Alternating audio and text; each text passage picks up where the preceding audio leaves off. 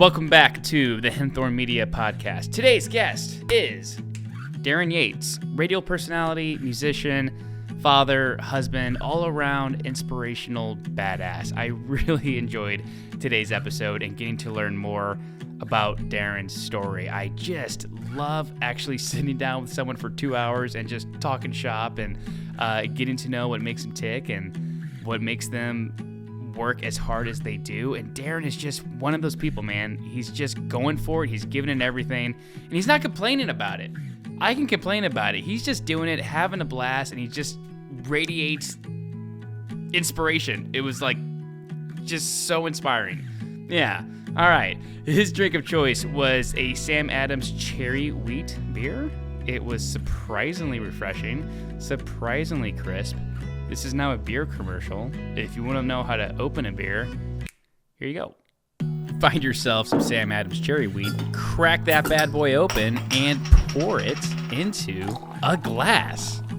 And before you know it, you have a Sam Adams cherry wheat you can be proud of. Look what we just made. Sam Adams cherry wheat. Surprisingly light. Welcome to my beer commercial. Enjoy the podcast. It's the real deal, dude. Wow. It's the real deal. And not to start the show early, but I am thirsty. Let's do it. Let's do it, my brother. Cheers, my brother. Cheers. Come on. The Sam Adams cherry wheat. Cherry wheat, baby. Let's go. With Michigan cherries. With Michigan cherries.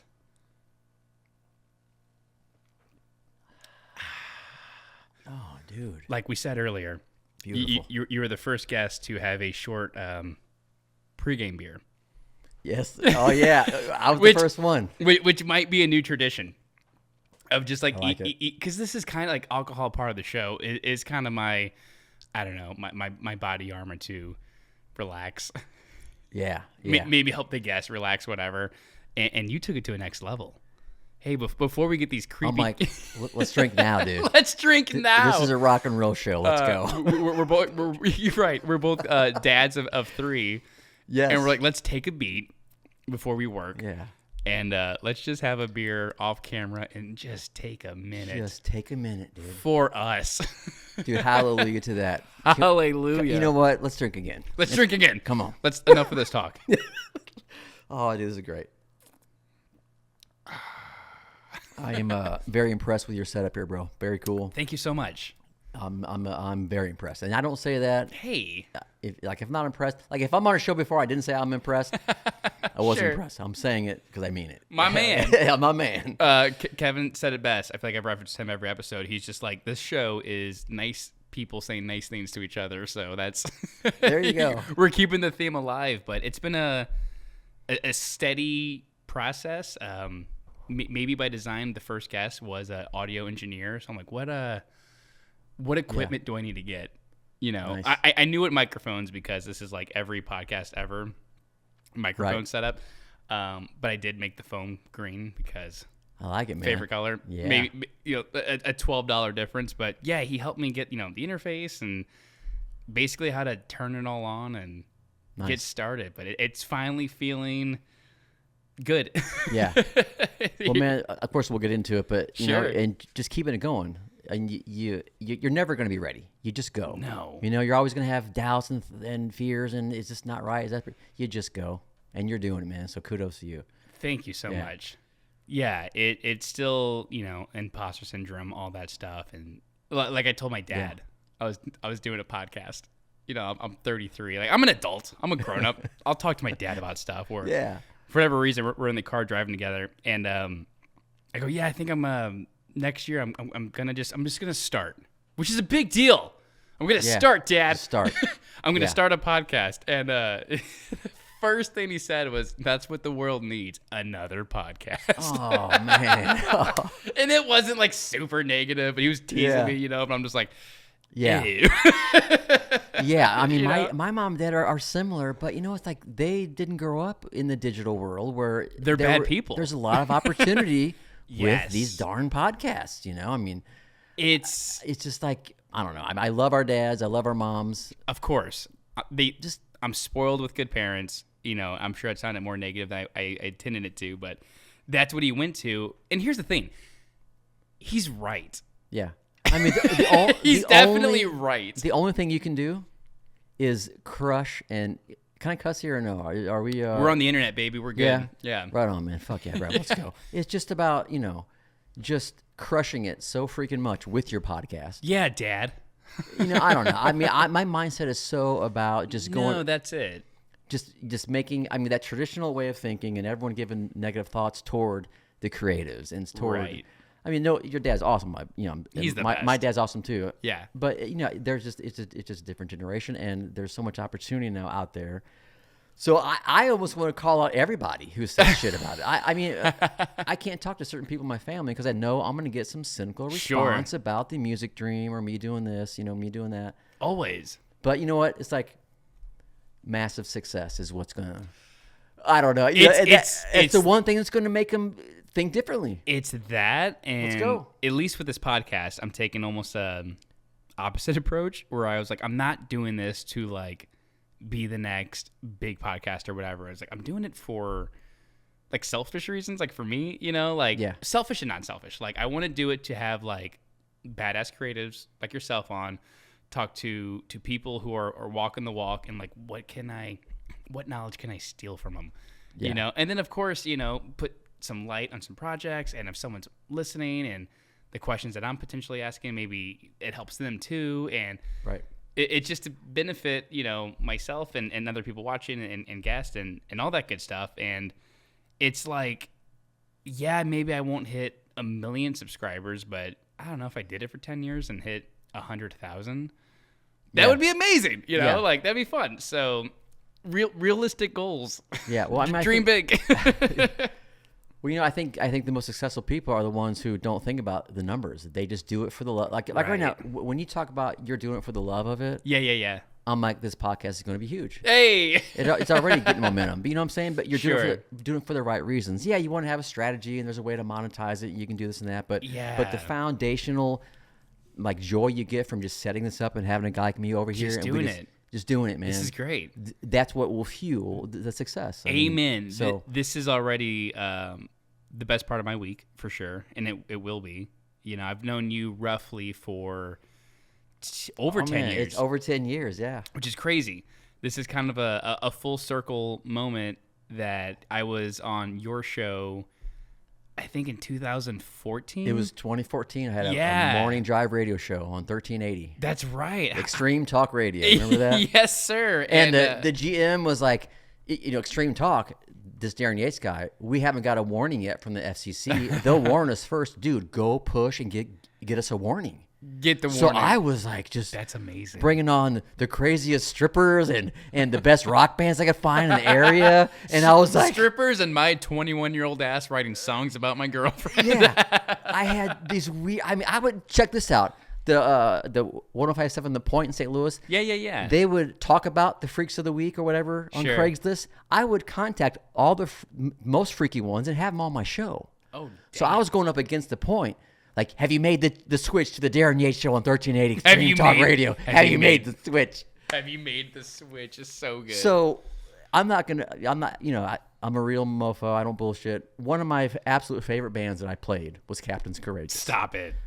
No, don't say nice things to me. And it is, and you can look back on my Facebook page 11 years ago when there's a picture of you and I and the band and my co-host, and I talk about it. This is one of my favorite bands, and you guys killed it. I loved your music, and how crazy is it that the guy who produced that, you're right, is producing me now? Small world. And you, and just like, and to have you on the show back then, and to come full circle, like I said, man, I'm honored to be here and honored to reconnect with you and.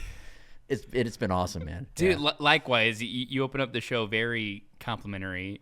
I'm legitimately... Has the show started? It started, yeah. If you ever want to break the fourth wall like The Office, just go for it. Well, you were making me blush. Like, you're very complimentary, and to throw it back to, like, when my band was on your show in the 2010s, it felt like such a big deal. Because it was, like, we're early 20s, and you were... Sometimes you get on these radio shows...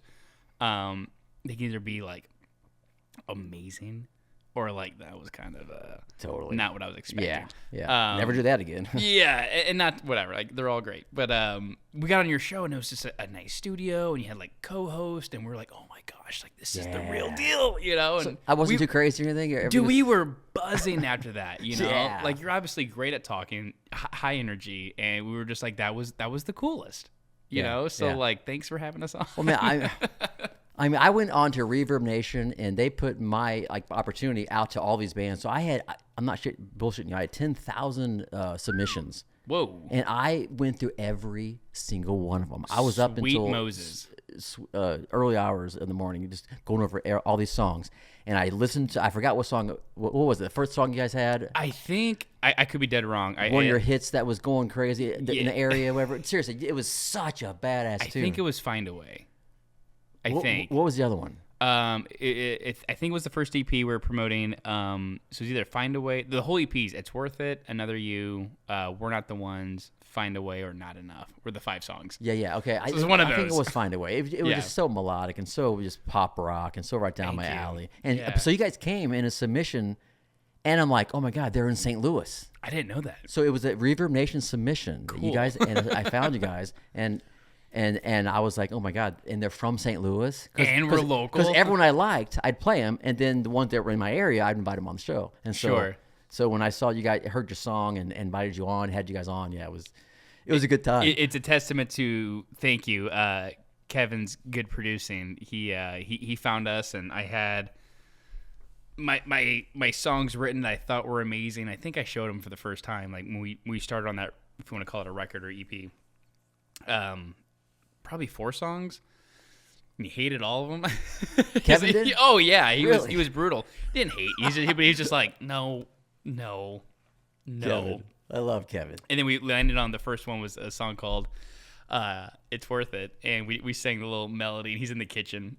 You've been there. Oh yeah. And from the kitchen he goes, "That doesn't suck." And we're like, "We got one," you know. Yeah. And we did the first single, and then after that, just kept like pushing us, you know, write better stuff, you know. And it's okay, which was so fun because like I only wanted to like be a musician and write music. So having someone like that, kind of saying like push your like write good music, like not just like for yourself, but like think of an audience and make it tight. Yeah. You know, don't write some 5-minute Angels and Airwaves epic thing. Like make a good pop rock song, you know. And that I feel like Find a Way, the song I think we promoted on your show, was like very much like that. Yeah. So it was good times, man. So how did you get started with that radio show? You know what? I was actually every job I've had that was normal, I either quit or I got fired. No kidding. So this particular one, I quit, and I was just so sick of. This is the first wave of me becoming an entrepreneur. It hadn't happened yet, but I was close. The first time I quit this job, I just wasn't feeling it. I just couldn't do it anymore. Keep being told what I'm worth, you know, not doing anything I'm passionate about. Oh my God. So anyways, I just you know what, I'm gonna start my own media company, because at that point, you know, I was kind of, I don't want to say fizzling out, but I was kind of putting the music on the back burner. Sure. Started having a family, got married, you know, the kids come into play. So I thought, you know, it'd be cooler if I'm interviewing people than flirting with hot girls at a rock show at 2 a.m. Right. With a wife, you know. Very nice of you to recognize.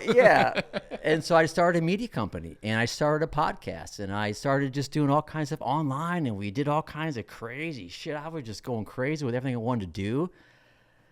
And I kept trying to interview Tim McKernan. He's a big sports guy in St. Louis. And he never got back to me. I'm like, whatever. But one day he emails me, hey, Darryn, I got a spot for an opening slot for me on my 9:20 a.m. CBS Sports. Do you want to do it?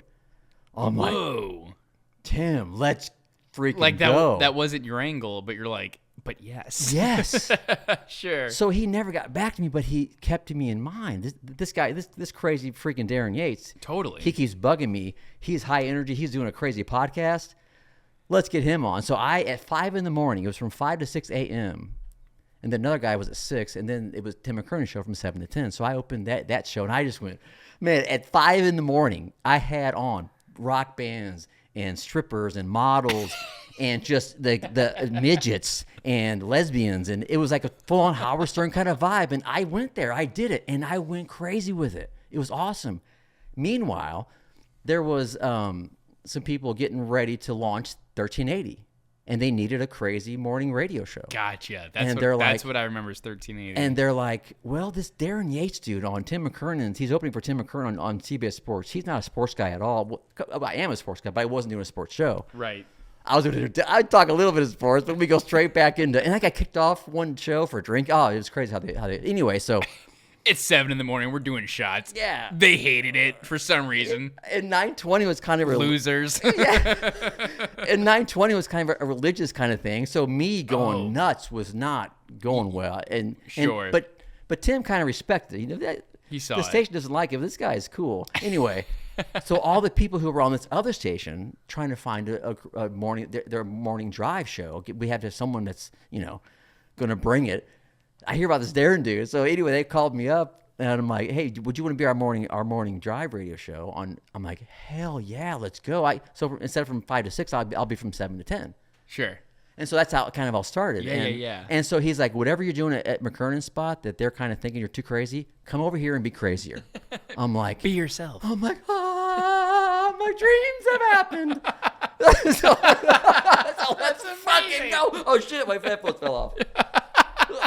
We're drunk. If there's ever, we're 2 beers in. Actually, I'm not drunk at all. It's just a good story. High on rock life here. Let's go. Yes, sir. So I'm like, oh my God, this is great. And so then the guys, like the GM's like, dude, we haven't got any FCC warnings. They warn us first. Go get us a warning.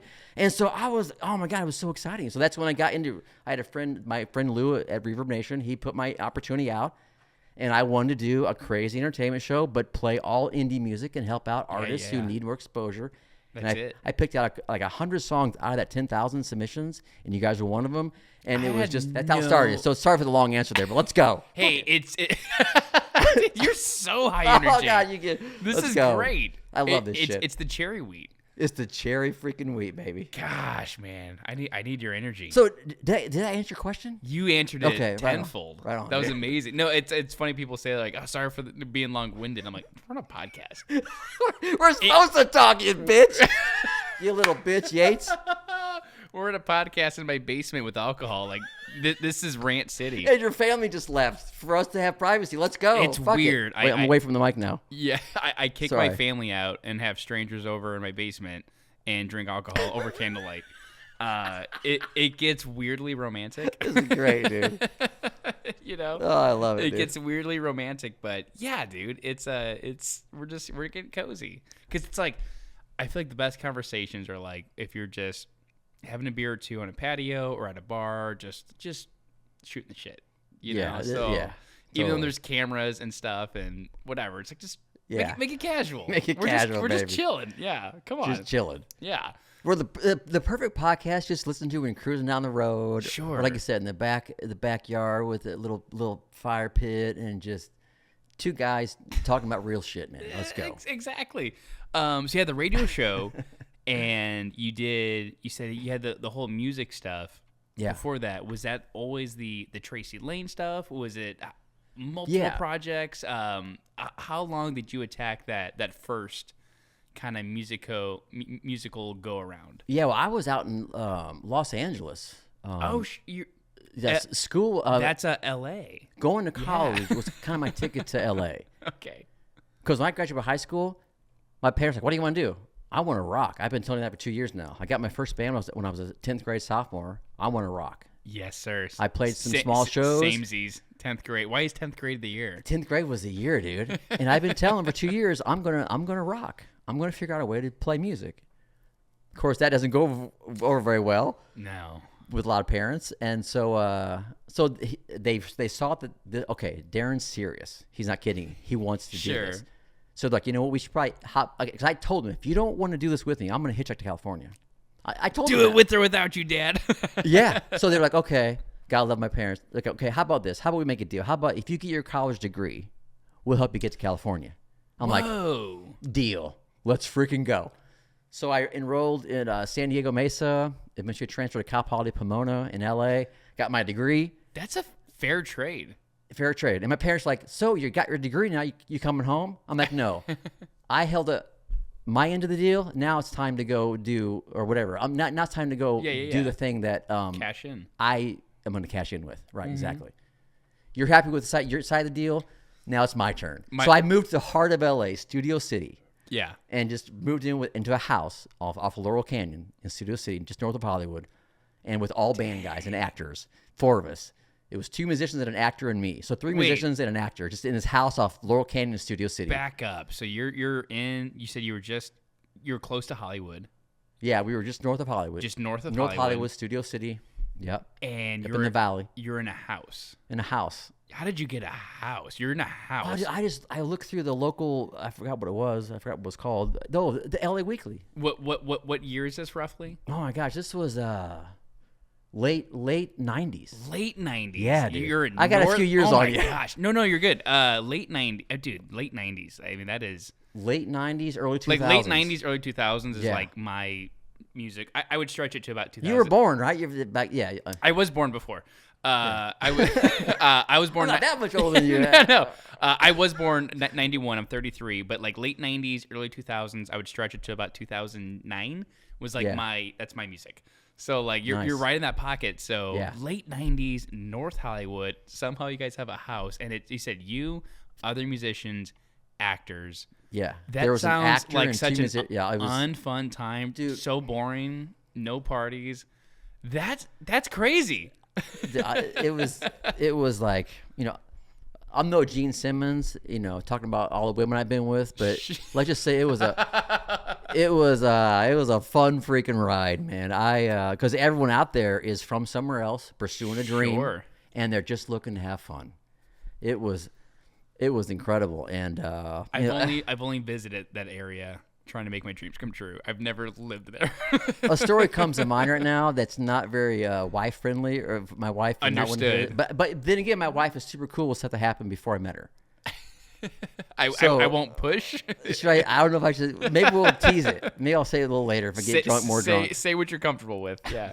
But just the fact that you're. But yeah. So yeah, Studio City, musicians and actors off Laurel Canyon. We would go over the hill into off Mulholland, and we would crash a celebrity party. I was at Bill Maher's party a couple times. What? We all dressed to the nines. I've heard of that guy. We'd walk up there because our roommate had this like just a horrible, shitty little car. Sure. And so we'd drive up, and we park somewhere where they couldn't see the car, of course, because they saw the car where they didn't know we weren't. But we'd walk up the hill, and we'd rock right in. So we lived it up. We lived it freaking up. And I was kind of finding my way with music. So I was the roadie for the band guys I lived with.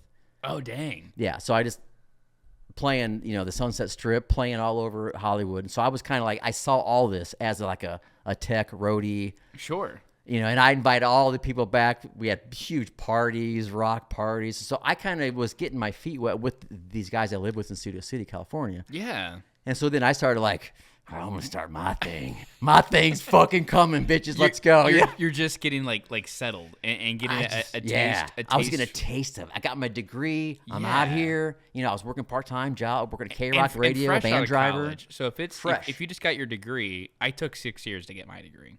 So if you did it at a normal pace, you're like early 20s, 22, 23. Yeah, early 20s. Yeah. In LA. I mean, in LA, you're still a kid. I was a van driver for K-Rock.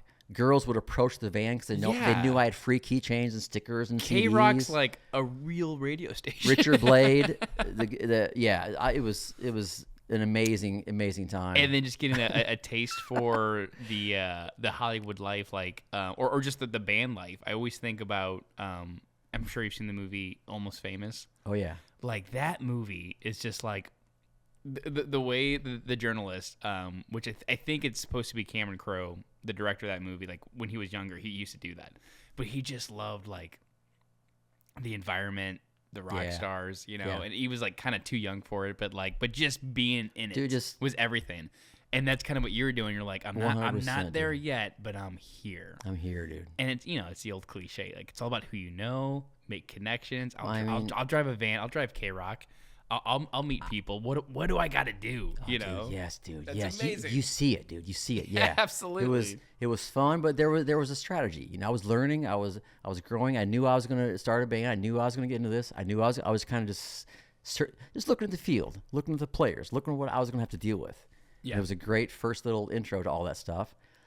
And yeah, I started getting my legs and going with it. And yeah, man, yeah. So how did you start the first band? So you're in a house. You're surrounded with creatives. Yeah. So how did the first official, like, you meet your next person, you meet that other guitar player, whatever it is, and then you start your first band, Tracy Lane. Yeah, well, you know what, man? As soon as I got my feel in Studio City, the musicians are, inspiring me. I had all this experience. I put an ad out.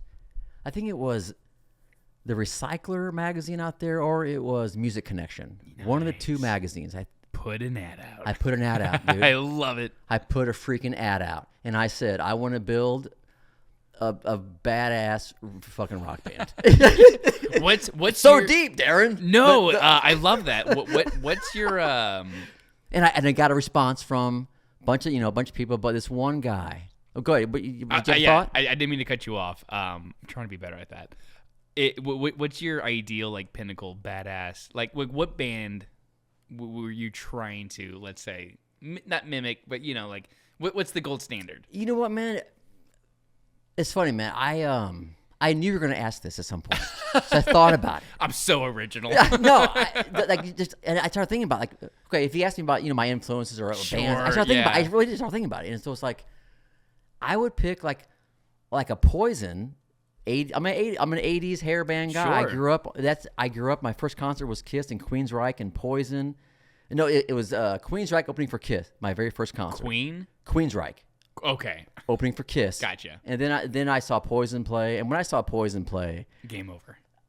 I'm like, that's me. Bret Michaels is me. That's me, baby. That's me, mother. I love it. So it's like, but not just the 80s. It was like Bret Michaels. This is the craziest combination a musician has ever fucking mentioned. I'm sorry if I cuss too much, bro. No, are we good? We're good. Cool? This is on the YouTubes. Not at all. It's on the YouTube. My 5-year-old's out of the house. Yeah. I said, Darren's coming over. You got to leave. Yeah. No, you're more than good, man. But Poison meets like a Tom Petty. Like an 80s, now we're talking. Like an 80s, like the 80s show type and the attitude and the swagger, but with the songwriting and the presence and just the melodies of Tom Petty. But with like I mean, Bon Jovi. I mean, I'm a closet Bon Jovi fan. I like his range was a little bit higher than mine. So when I rehearsed the Bon Jovi songs, I got the best freaking warm up. So Bon Jovi meets Poison meets Tom Petty. That's kind of what I was like. That's going huge. For. That's awesome. You nailed that. You hit a nerve with Tom Petty. That's before my time, but probably easily top 5 biggest musical influences of mine. I saw him play live once, and I just was blown. I get chills. Nothing. I was blown away by not only his presence, so good, his voice, but how many freaking hit songs, one after another, every single one you recognize. For hours. Right. That's incredible. I was lucky enough to see him later, but I did catch him in 2010. And he was still like, I don't know, 52? Yeah. Right. It's not like he's, he played the Super Bowl like, what, 2 years prior? Like he was crushing it. He is the man. He's the man. He is the only celebrity death I shedded a tear over. Did you really? Yeah. Not to get overly cheesy, but no, man, because it's the music. Have you cried on the show before? Have you cried before? Close. I did. Really? I almost did 2 episodes ago, but I have not full on cried. I choked it down. We were having bush beer and choked it down. Right. Yeah. We hit on a certain topic, and I was like, I'm not gonna let myself go there. We were talking about songs that make you cry. Mine's a Jimmy Eat World song, awesome. And I was talking about the reason why, and I was like, choke it down, be a man. Oh, dude, that's your dad might watch it. But yeah, so like Robin. Your dad might watch. That's great. Robin Williams was tough. Paul Walker was oddly weird because he was young. Yeah. I don't know. Like my brother and I grew up with those movies, but Tom Petty, like he was a big influence of mine. And when he died, I was like, oh, that hit because it was like weird. He wasn't like he was 80. You know, Right? Yeah, he was a little bit younger. It seemed like. Yeah, I think he was late 50s. I mean, you got the Rolling Stones; they're in their 80s, rocking still. You know, Totally. Right? I think he was only pushing 60. You know, or maybe early 60s. And I was like, oh, that's rough. And Totally. I was driving. I just felt kind of off. You know, and I was driving my car, and then of course, I think every radio station that day was playing Tom Petty. Yeah. And the Waiting by Tom Petty started playing, you know. Oh, and that opening line, oh baby, it doesn't feel like heaven right now. It doesn't feel like something from a dream. And I was just like, God. Oh, you know, floodgates, you know, total moment, but he was the best. Yeah, man. and he was such a good dude. His interviews, he's so real and authentic, and just the coolest. Such a good Did guy. you ever see his documentary? Oh yeah. Yeah, the yeah. Rain Down a Dream. That Yep. was actually my introduction. My uncle gave me, it was like back when DVDs existed. It was like a 4-disc set, and he's like, check out Tom Petty. And I never heard of him. You know, I was like a freshman in high school. Yeah. And I was like, this is okay. But the story was so good. I watched it. And it wasn't until they got to maybe it was disc 2, Free Fallin'. I'm like, that's Tom Petty? Yeah. I know that song. You know, and then Yeah. just got obsessed with his whole catalog. Just an amazing songwriter. Just had a flair for the melody and the hooks and So good. the tone. Everything was beautiful. Whenever my wife has a kid, they're not my kids, they're her kids. We like pick like a soundtrack, and our second kid was born to Wildflowers. The Oh really? yeah. Nice. That cool. jam. So yeah, Tom Petty's the best dude. So Yeah. to totally make that whole segment about me for a second. You had Poison, Tom Petty. So yeah, looking to create something. Yeah. Just something. You know, I've always liked melodic courses, with driving guitars. You know, that's why I like Captain's Courageous so much. Sure. It was like melodic and driving guitars. Let's go. That's it. That's what it's all about to me. Something hooky, you know. Like I want to feel that A chord just crack my ribs, and I want to sing along. You know, and I want to something party. that hits. That's what I want to do. I want to party and feel the A chord and rock. Dang. So how long was Tracy Lane pushing, kicking it, doing its thing? Well, you know what? I met a guy responded to my ad. This guy Evan Lazarus he's a Caucasian Jewish guy from South Africa. Of course. And just him and I were brothers. That sounds like a rock star. We started an acoustic duo called Ear Candy. We had I love that the name. butterfly collars with the bell bottoms, with the huge sideburns. Did Ear Candy, became a full band, became Smackerjack.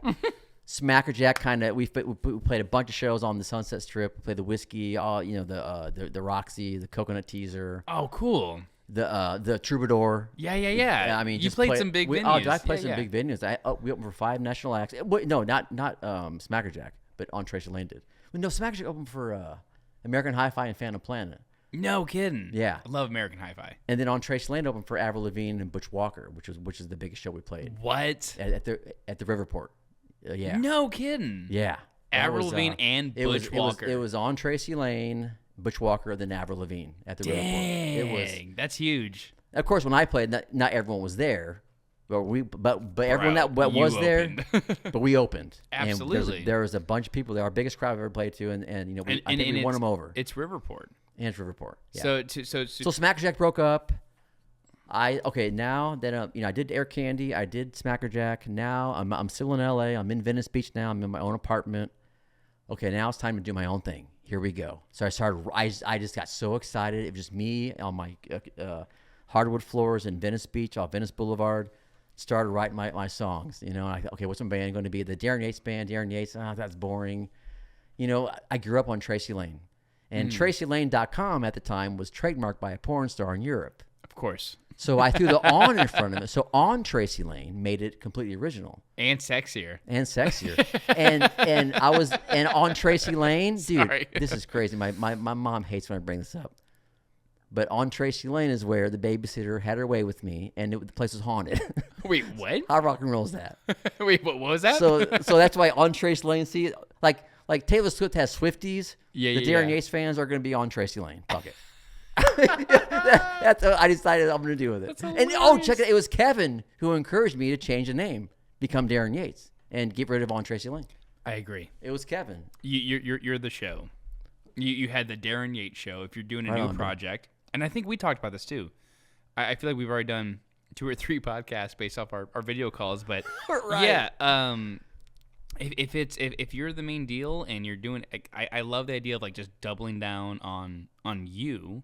You're the driving force. Like, call it Darryn Yates. You know what? It was time. Simplify it. Yeah, it's time. Yeah, It was time, dude. It's like I get the nostalgia thing, and it's like anytime I start any type of music project, I always want to go back to like Captains, and like, Yeah.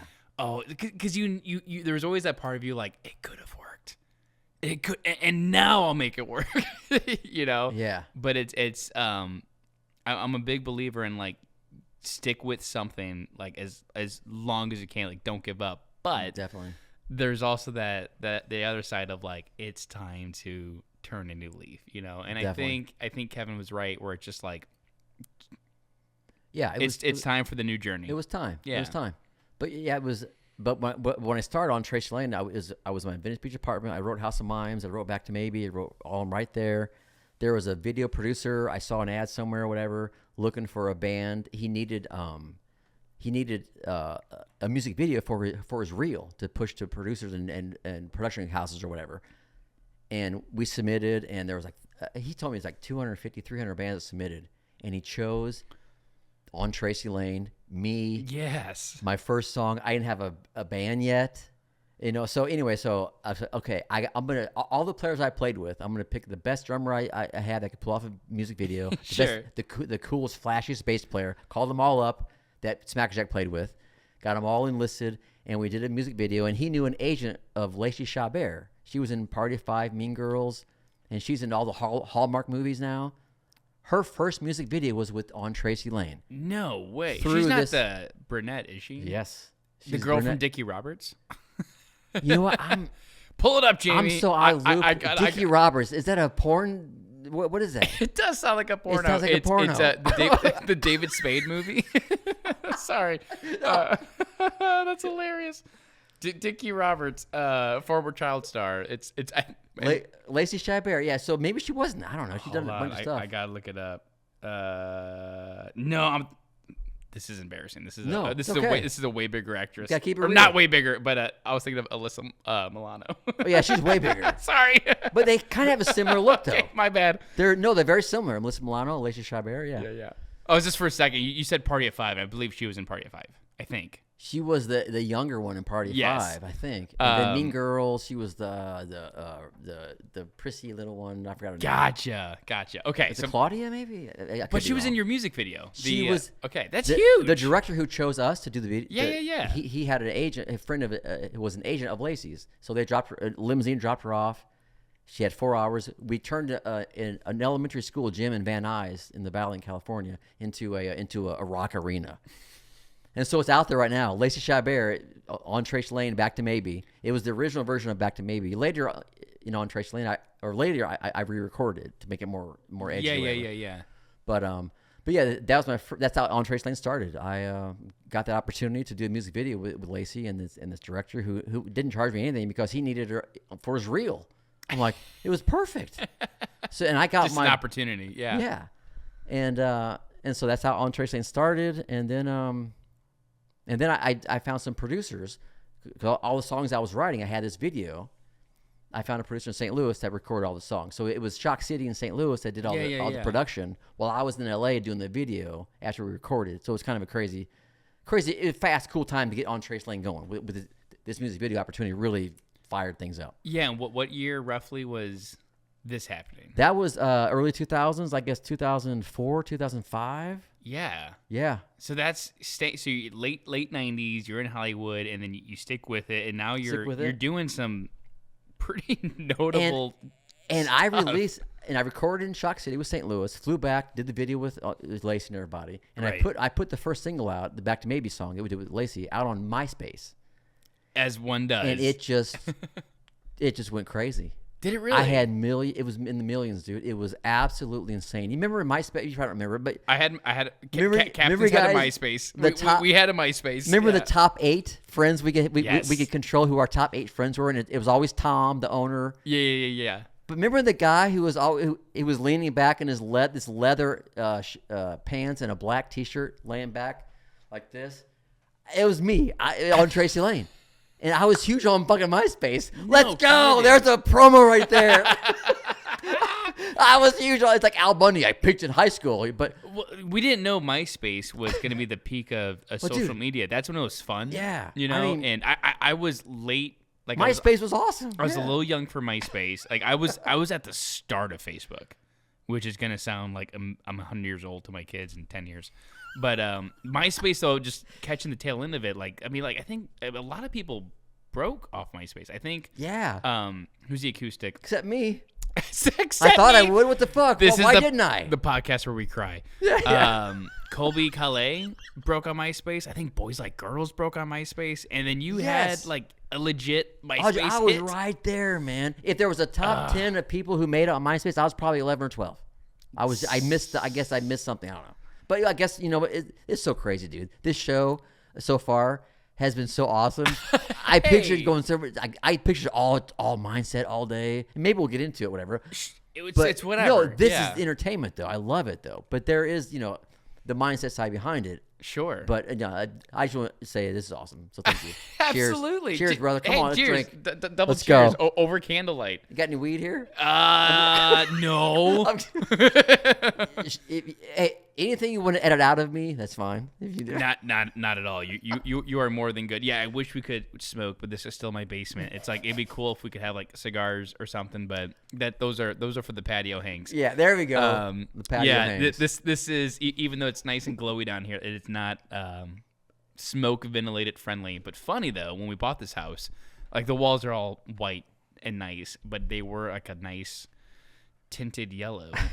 Nice. And there were shelves down here, and I took the shelves off, and then behind the shelves obviously was a nice white paint. So the guy who lived down here was like I don't know, he worked with cloth. He was what do you call that? Like an interior designer kind of guy? Something. Or carpenter? Cloth? Not that it matters, but he was a chain smoker. So everything was like just tobacco stained and disgusting. So it's all white and pretty now. Was it Ron Jeremy? Maybe. Sounds like it. But no, you said like not to get like mindset-y or whatever. No, like I wanted to hear your story and gosh. Yeah, no, I mean, no. My point to that was like I haven't thought about that story like that. I mean, I appreciate you bringing that out, dude. That's please. That's good stuff, What's crazy is that's like you said so many interesting points where it's like every 30 seconds I was like I could talk about that for hours. We could be, yeah, we could be here all night. One thing is you said you played Riverport. Yeah. And I had Dan Kearns on the show last week, or the episode before you, and much like you, like me and him, you can get caught up in it should have happened, or I'm still going for it, and he kind of opened up for me. He's like, dude, I'm still going for it, and my biggest dream is to play like an arena or a Riverport, And I told him, I was you can for sure do it. And before we started filming today, I told you, I was just like, of course we want more and bigger success and all those things. And I go, but I guarantee there's going to be people listening that want what you have and want what you did. And sure enough, it's so funny. The next episode, the guest is, I've done Riverport, which is incredible. Really? Wow. And that's Dan's biggest dream is to play a show like that. And you did that. Yeah.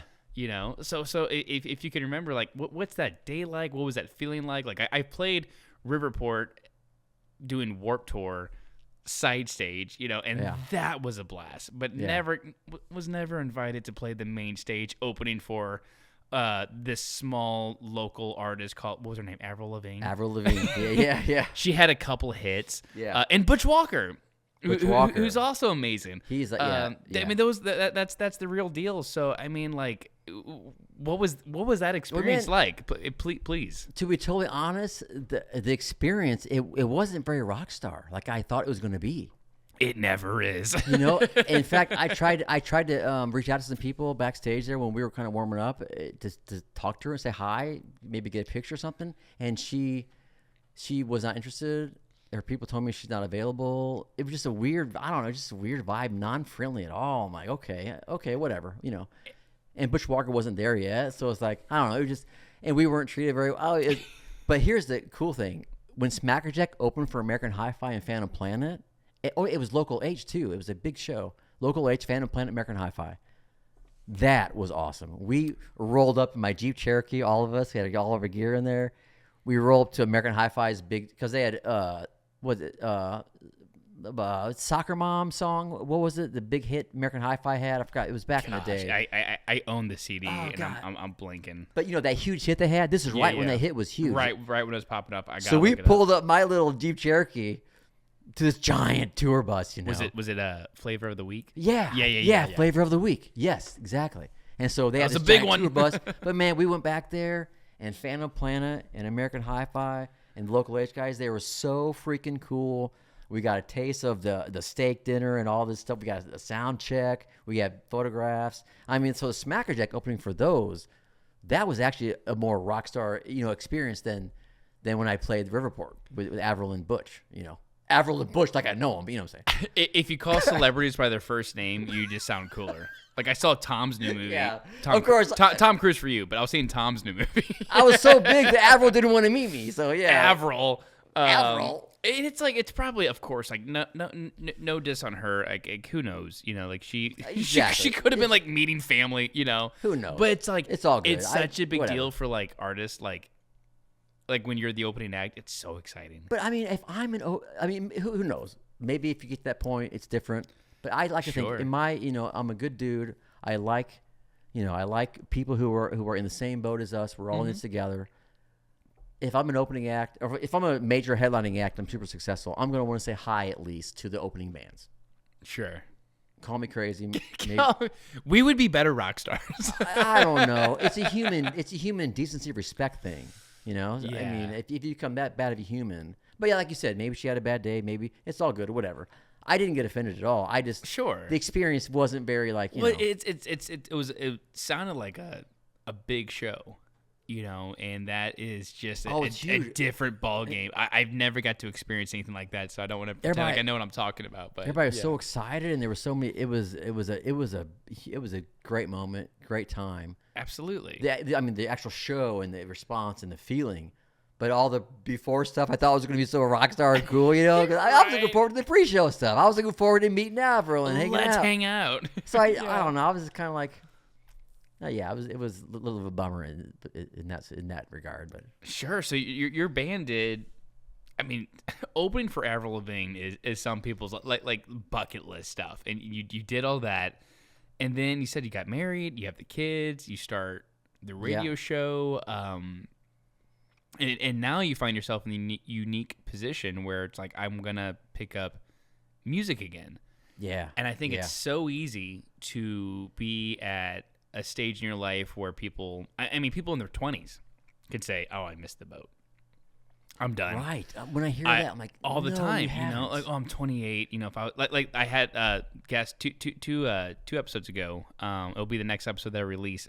Zach, he said that he was starting a band or talking to this guy, and his friend of his or whoever it was asked like, "So you're making a push in music? How old are you?" And Zach goes, "I'm 25." And he goes, "Oh, so you missed the boat." And he's 25, God. And Wow. and for someone, I relate to that because ever since I was like 20, I felt like I missed it. Like my favorite band broke when they were teenagers. So I'm like, oh, if I'm 20 and I haven't made it yet, it's over. And now being 33, looking back when like Captains, my first band like was, when I was 22, I'm like, oh my gosh, like I was a baby. Yeah. All that stuff. So I'm getting long-winded, but you made a good push, and I would argue you did the thing. Maybe you weren't. Yeah, it was a fun ride. Yeah, maybe it didn't blow up to as big as you wanted to, but you've accomplished more than I would say most. And that's the story huge. I told people. It's a story. Absolutely. Every time someone would say something, "Oh, you play music anymore?" Well, it was a great ride. I was so close. I did a lot of cool things. I mentioned the Lacey Chabert. I mentioned the Avril Lavigne, all that stuff that we did. Yeah, it's getting name dropped because that's badass.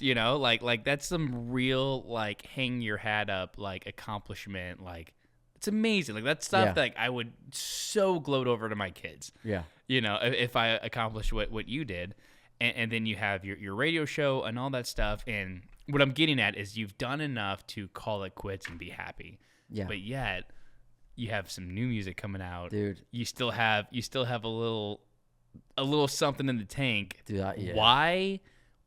What's going on? Why are you doing it? Talk about it. Dude, when I would tell people the story of, like I just mentioned, I opened for national acts. It was a story I told people, and it was almost rehearsed.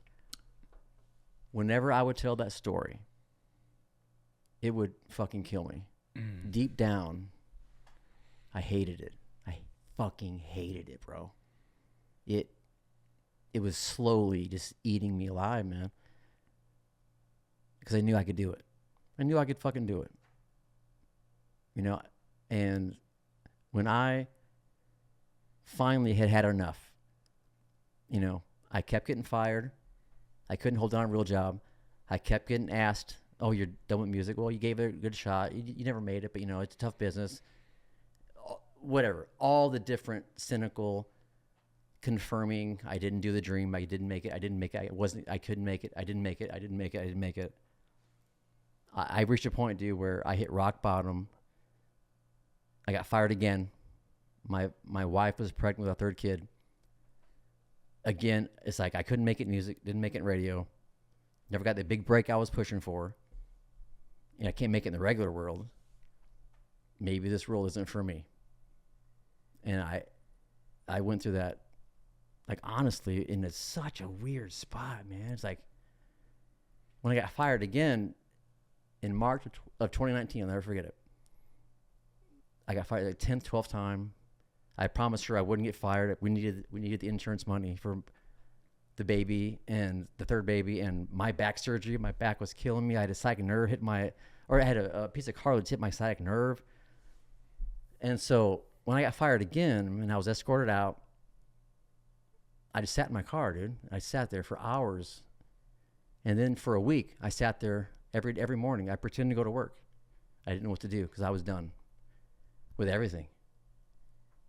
And I was like, okay. I realized, okay, oh my God.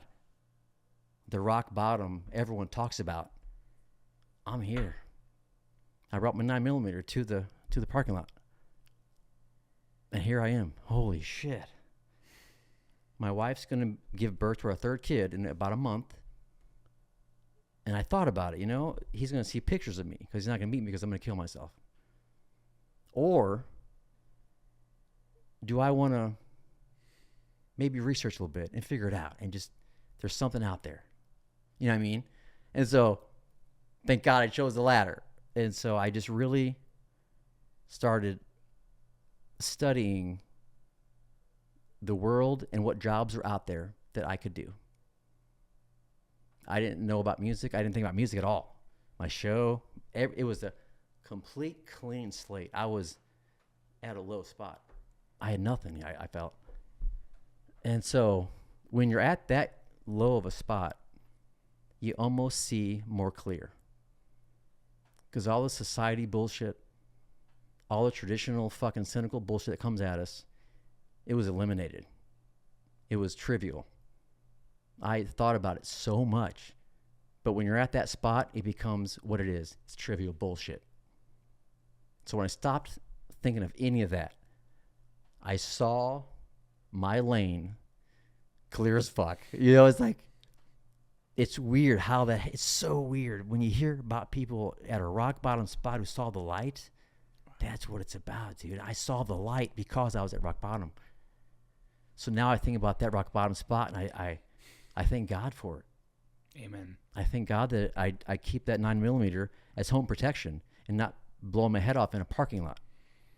And I was there, dude. Not that I was going to do it, but I thought about it and I brought it. It's like, you're in that situation. Wow, dude. Yeah. So to answer your question, when I decided to figure it out, and when I started getting momentum and I started seeing the light and, okay, here's my lane. I can build a brand.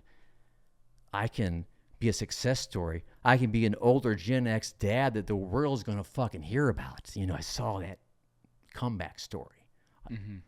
And it just fired me up. I don't give a fuck how old I am. I don't give a fuck. I'm a rock and roll singer. Amen. And I'm going to fucking give it everything I got. I'm going to bet on myself. Come on. That's the answer, brother. Thanks for sharing that. Dude. It's like, That's heavier than anything I can pretend to relate to. Having 3 kids myself, I know roughly just being a dad, And I talked to I'm doing a music project with this other band, and he's got kids, and we talked about the pressure of being a dad and wanting to just make your kids proud of who your dad is. Yeah. And the fact that you're still here, and not only here, but doing it, your kids are, they guarantee to be pumped. You're already enough, but they still see their dad being a creative, and I do, not to overstep, because I know you're going for it, but it's like, I think you just being in the game, making music and making badass videos and being nice enough to come on my podcast and just making something, that's the game, in my opinion. And I think you're already winning just doing that. So I hope you feel that, and seriously, congratulations on conquering those demons, because that's huge. It was, I appreciate that, brother. Thank you, man. Absolutely. Yeah. It was oh man. Yeah, it's I think people pay too much attention to age. I think people pay too much attention to what the traditional route of life tells us to do. I 100% do that. Whenever I find someone who's successful or has something I want, my toxic trait is I'll Google how old they are. Yeah. I even did it on this episode. How old are you when that happened? What year was that? Right. And that was mainly curiosity here, but like it's something like I'm always wondering, like, do I still have time?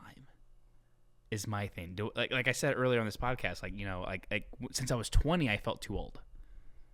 And thank God, in my early 30s, I'm starting to feel young. I'm starting to see how long this journey is. And I think it's hard being in your 20s.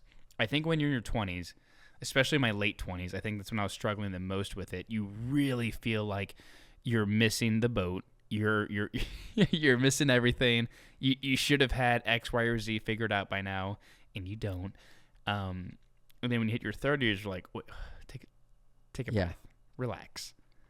You have time. Right. Let's say hypothetically we live to our 85. It's like we could start from scratch and still build something. Yeah.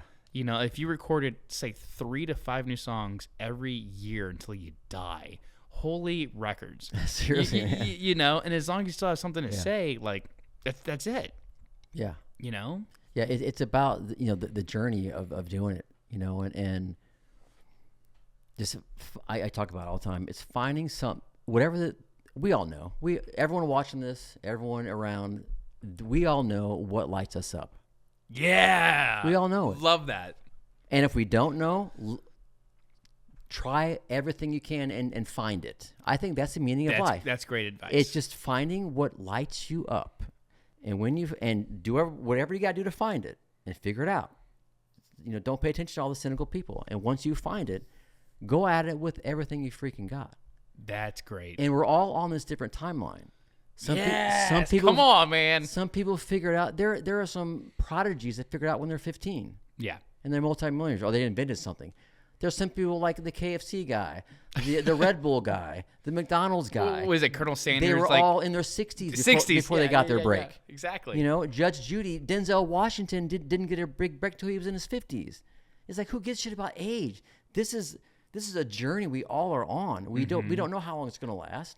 I mean, if a 5-year-old dies when he's 6, he's old when he's 5. If a 90-year-old dies when they're 100, they're young. You know what I'm saying? Yeah. We don't know what our time is on Earth. We don't know what our time is. So we have no fucking idea what's going to happen with when we pass away.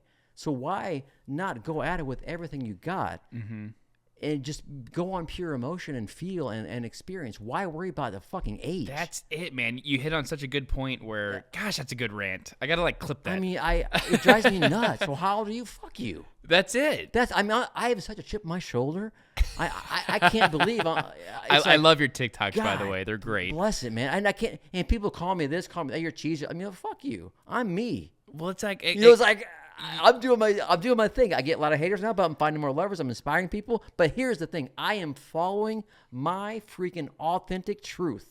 That's it. That's what I'm doing. That's it. And the older I get, it pisses me off that it took me this long to figure it out. But my wife. But tells you me, figured it out, Darryn.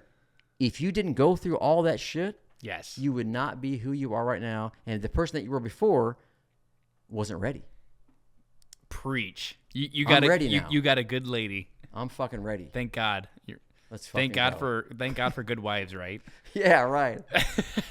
We'd be lost without them. So and I don't want to offend anyone who does worry about age, because I know it's a thing in certain aspects. But it's a real concern. But when it comes to happiness, I guess that's what we're talking about. I think that's the foundation of what we're talking about. When it comes to happiness, you can't think about age, because it comes in a lot of forms.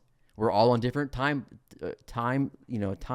things, and we're all in different some of us figured out quicker than others. Some of us had all our upbringings, all our everything we're thrown at us in life. We're different, so don't be too hard on yourself. It's the old comparison is the thief of joy. Mm-hmm. And that's what I'm trying to do better at. And like I said a couple guests ago, that guy said, oh, you're 25, it's over.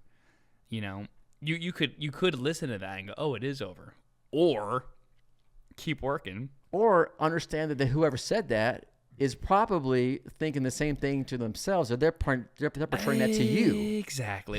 He's got to look in the mirror. I think the one who said it was he has an age hang up somewhere. I'm not sure who was this guy again? He was like 21 or 22. It's like you're gonna be 25 in like 6 weeks. Relax. Like time moves so fast. I was always the oldest one in my band, and it's just amazing how fast everyone's age catches up, like 25 to 21 feels like such a big difference, but like 33 to like, let's say 45, that's the same age. Right. Yeah.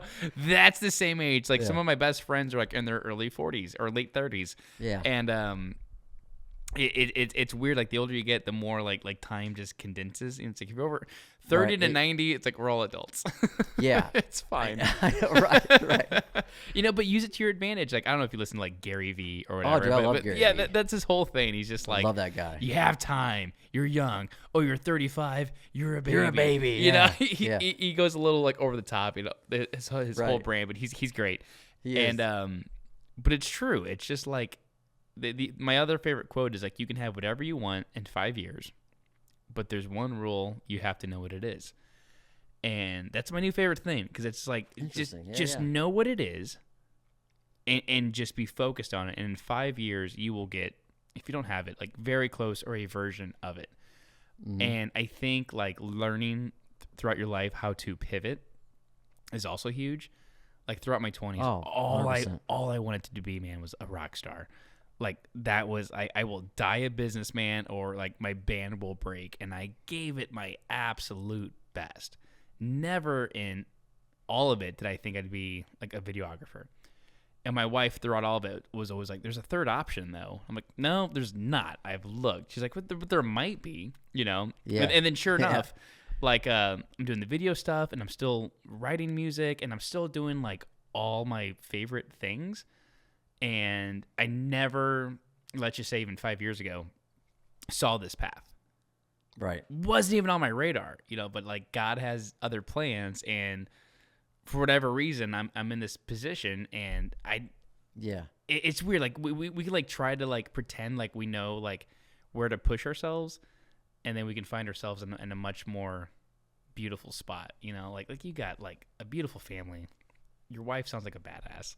You have 3 healthy kids. I appreciate it, we're sitting here on a Thursday night having Sam Adams beer, popcorn, and shitty comedies playing, just shooting the shit. Like, This is the best. Yeah. I mean, I think a lot of it too is, and Gary Vee talks about it, is Yeah. self-awareness, man. I mean, we all know what lights us up. You know, as close as we are to our family and all our friends and that big warm fuzzy, it's great. But they don't know us truly, what we think about deep down. Yeah. And what we think about at night before we go to sleep, and in those rough moments, Or what wakes do we think us about? up in the middle of the night. Or why we get anxiety, or why. I mean, I think when we listen to our, it sounds cheesy, man, but it's so freaking important. If you listen to your heart, what is that thing that's tugging at you? What's the thing that's bugging you? It bugged me for years that I wasn't playing music. Sure. I hated the thought. I hated it, man. I fucking hated it. So I knew this is my thing. This is my fire, man, playing music. And so when you go down different paths and you go down different chapters and you go down different journeys, sure, it could change. It could definitely change. And the fact that you have been self-aware, that you're a videographer now, man. And you just said that told me everything that you just said, that one word, when you said I'm a videographer. Yeah. Because you said it. Yeah, it's weird. You know what I mean? You saying that just now. It's like, dude, you're doing what your heart's telling you to do. And it may change at some point, who knows? But you got to follow your heart where it is now. It could change. That's it. But go down that path where your heart is now, because if you're not going where you're supposed to be going because you followed your heart, it's going to take you to the next spot. Yes. That's going to be where your heart is. You know what I mean? So that's so good. There's different layers of it, and there's different tweaks. That. There's different pivots all the time.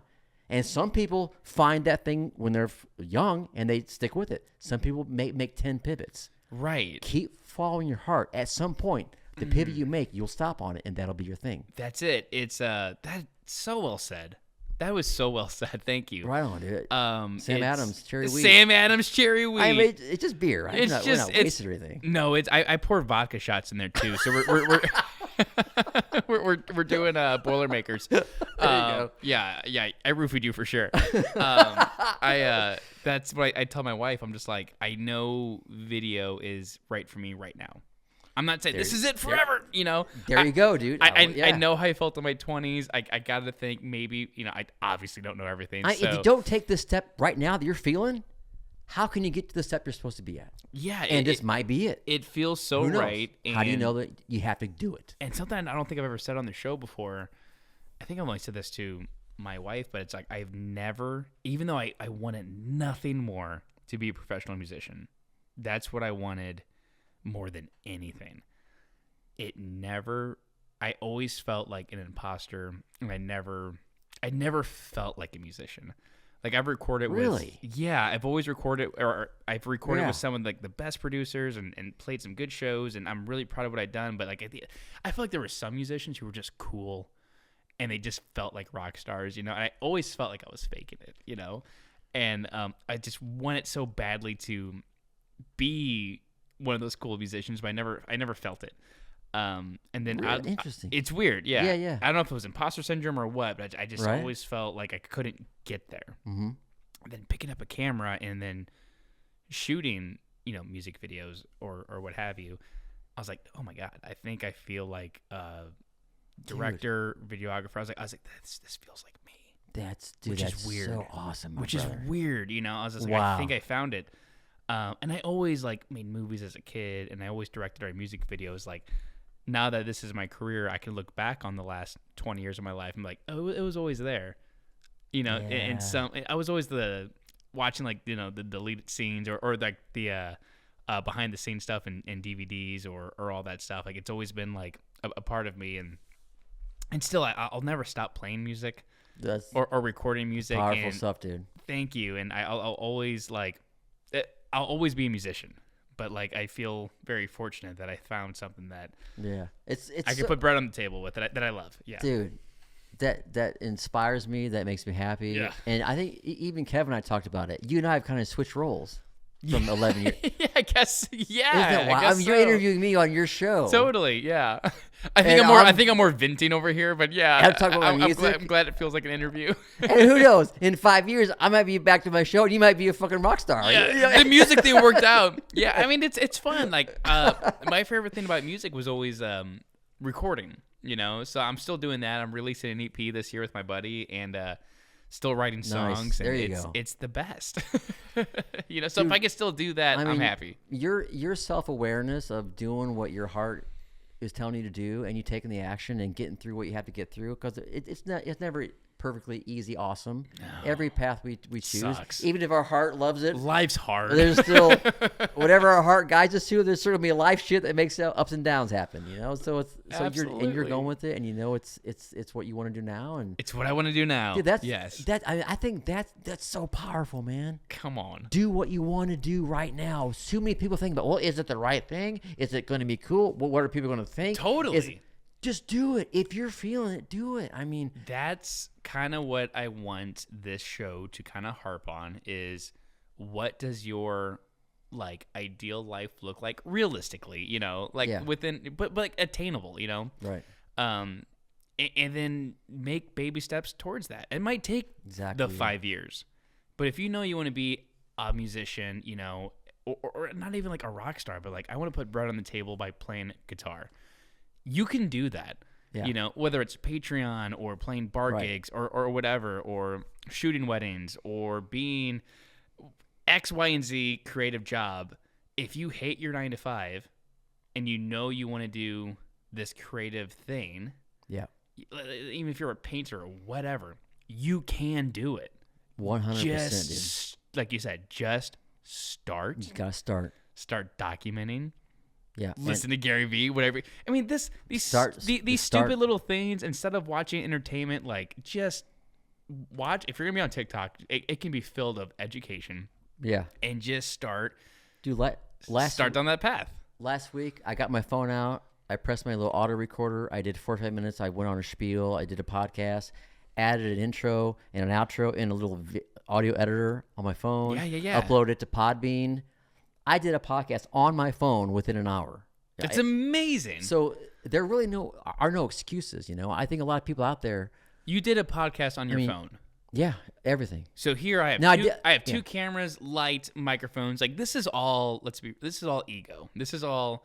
If I'm gonna do it, it's gotta look good, you know. Well, I mean- but you can do it on your phone, and it's Yeah. gonna be just as. Now, of course, good. that was just an audio podcast. It wasn't the video stuff. Still, it doesn't matter, you know. Yeah, you I gotcha. made it, you know. Yeah, exactly. Yeah. And a lot of people it's just need incredible. a lot of people just need to just press record for 45 minutes and just go, and maybe not post it at all, but listen to it back and take notes of what you liked, what you Yes. didn't like, Yes. what annoyed you about yourself, what you felt. You know, double down on the crap that's inspiring you, eliminate the shit that you're not feeling, and just, man, work it. And that's why I think it's most important to follow something that really fires you up. Don't try to think about what's going to make you money. Don't try to think about what's going to look cool. Don't try to think about what your parents are going to fucking like. Don't try, do something that lights you up. Amen. And separate. I mean, it sucks that I had hit a rock bottom spot to clear out all the traditional stuff that just was affecting my decisions. When I blocked it out 100%, how can I survive on earth as a human being? Sure. And you think about things so clearly, try to get to that spot where you think about it so clearly that you know what your heart is telling you to do, and go at it with all you got. I don't care how crazy it is.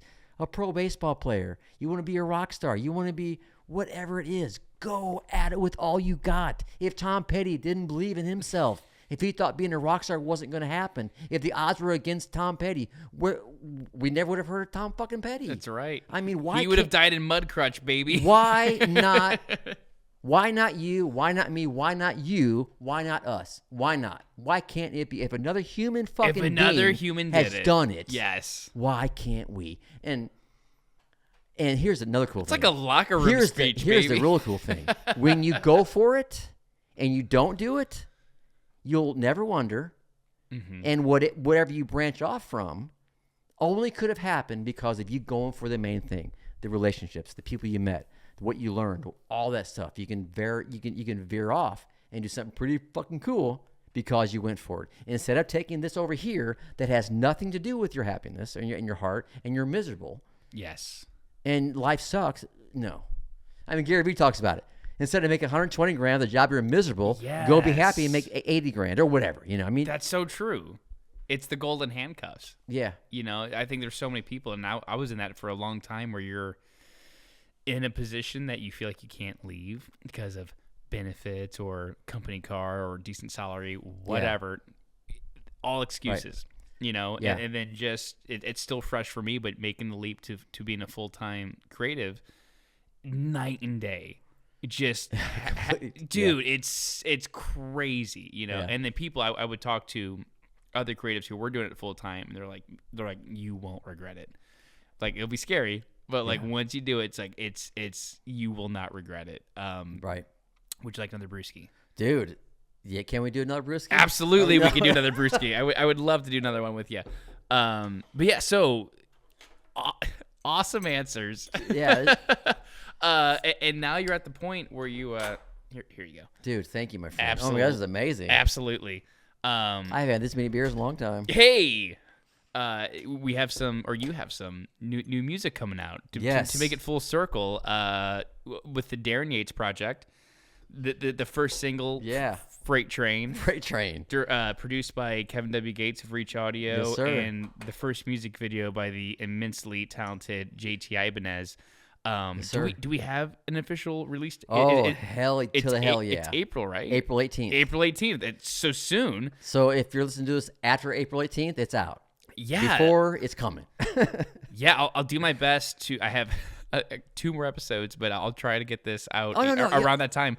We're already April 3rd now, aren't we? Yeah, it's April. So I know it feels like it's mid-March. Yeah, so it's St. probably Patrick's out Day just happened. by the time this is out, maybe. The timing should be perfect. Nice. Yeah, Freight Train. I feel like the theme of that song is very much what you've been preaching on. You know, and that's another thing too. It's like I might have touched on it before. Is like I think the good Lord was like, you know what? I'm going to put Darryn through a bunch of crap. Yes. And he's going to bounce back as a better songwriter. Because when I wrote with On Tracy Lane or for On Tracy Lane, it was great. But I was always thinking about, you know, what's going to sound cool?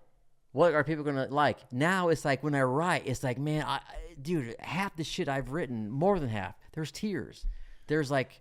That's amazing. I'm like, this is so like, you know, not how I normally wrote. This is so from my heart. Is this going to be cool?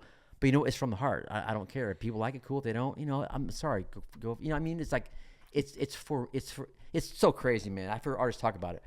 When you do something so much for yourself and it comes from such your heart, it's going to be for so many people.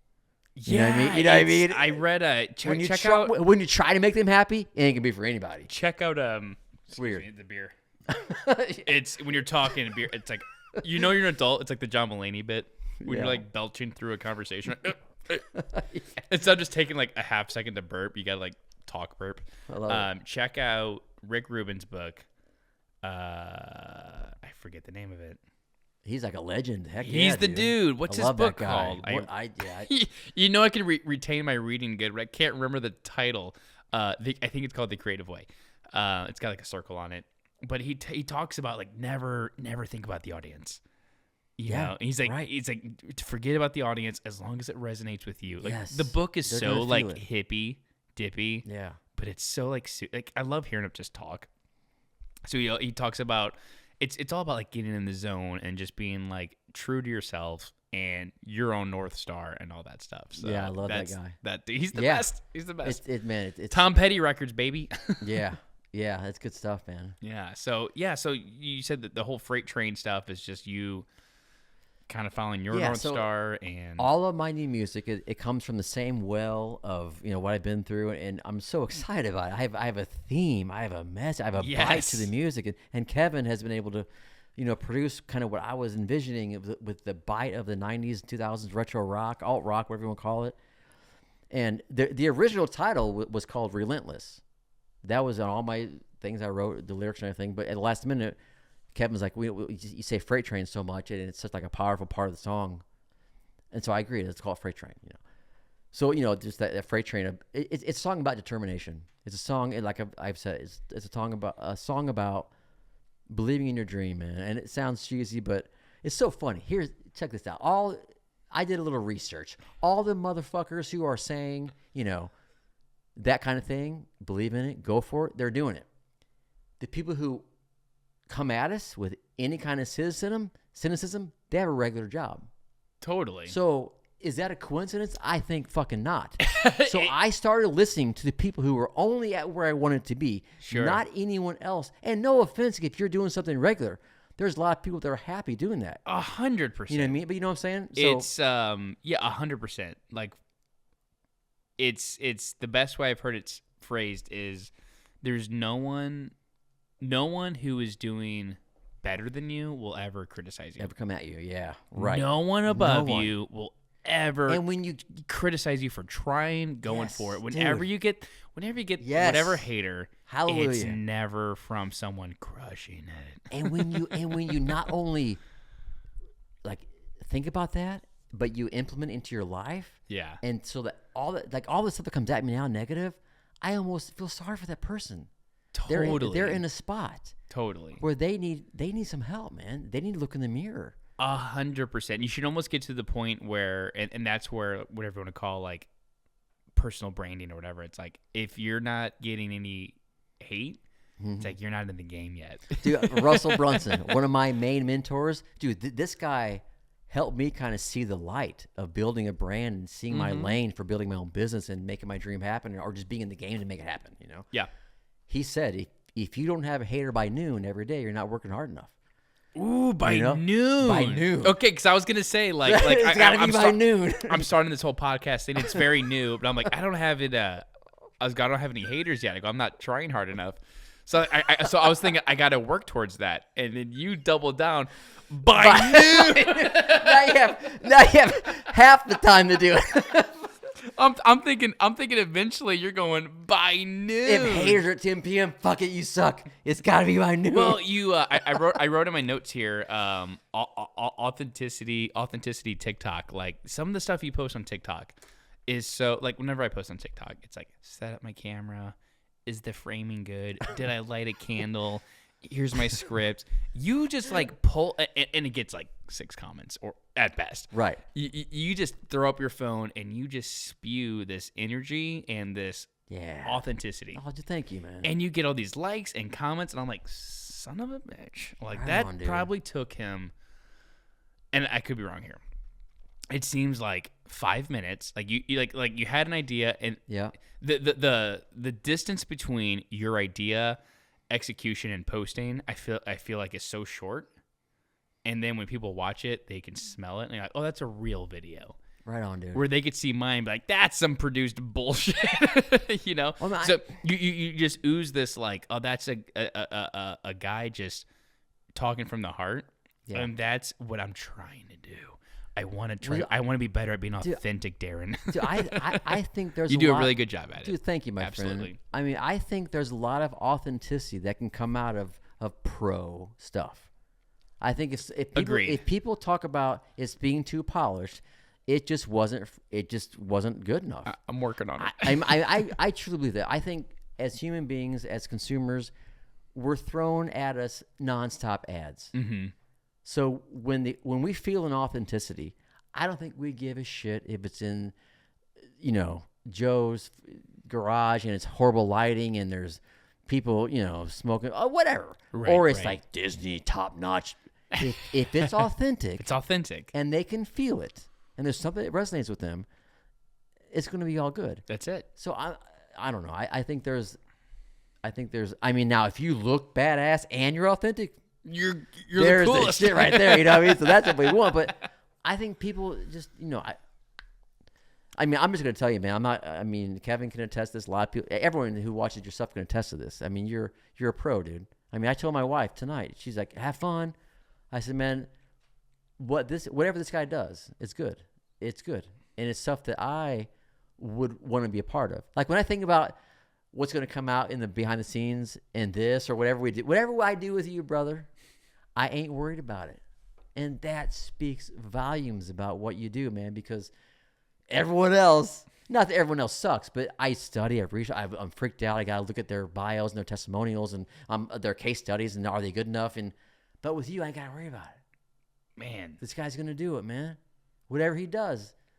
And I mean it from my heart, man. And gonna get me emotional over here. No, I mean it from my fucking heart. And that's a huge testament to your self-awareness, your dream. You follow in your heart. and you're getting through the ups and downs, because like we talked about before, man, whatever dream you pursue, whatever your heart tells you to do, there's going to be ups and downs, and the life's going to challenge you. It's going to test you how bad you want it. Gosh, man. I say it's weird, man. You're like a doctor. It's amazing. When I'm going through shit and I look in the mirror, man, I'm like, how bad do you want it, Yates? How bad do you want it? How bad do you want it, dude? Are you going to be like everyone else, the 97% of people, or 99, whatever the numbers is, who just do regular stuff? Yeah. Or do you want to be in the 1 to 3% fucking club? Yes, sir. And you think that 1 to 3% is going to be easy? Right. You want to be not normal. But yeah. But the struggle teaches you shit. I did a video this morning on TikTok. It's like, man, the struggle, the failing forward, the process, the grind, that's where the magic happens. Mm-hmm. That's because when you make it and you become you're at that level you wanted to be at, you think you just got there.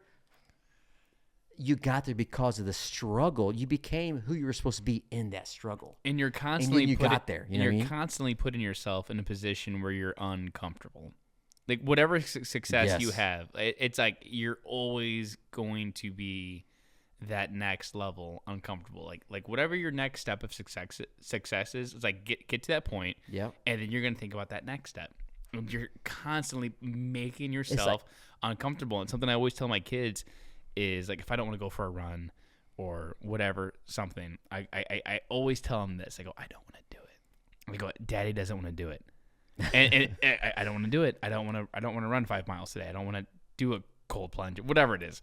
And then the response is, like, we kind of work on it. They go, but you're going to do it anyways. I go, that's right. And they go, why? And they go, because doing hard things is good. I go, that's it. Yeah. So every time I don't want to do something, I'll talk to my kids. I go, Daddy doesn't want to, do this meeting today or this scary email or whatever little thing that day that I don't want to do. I don't want to do this today. And they go, but you're going to do it anyways. I go, that's right. Yeah. Why? Because doing hard things is good. That's it. And I'm just trying to put that on. I'm like pain is growth, and it's doing hard things will make you have an easier life. Yes. Is kind of what I'm trying to tell them. If you're going to be comfortable, you're going to have a hard life. If you constantly work that muscle, because it is a muscle, 100%. To do those hard things, you're going to have an easier life. And I just want my kids to have an easier, healthier, happier life. Dude, I love that, man. Yeah. It's so awesome. So I think some more parents should embrace that attitude, man, and that way of thinking. Maybe. Yeah, I hope so. I think it's working for them.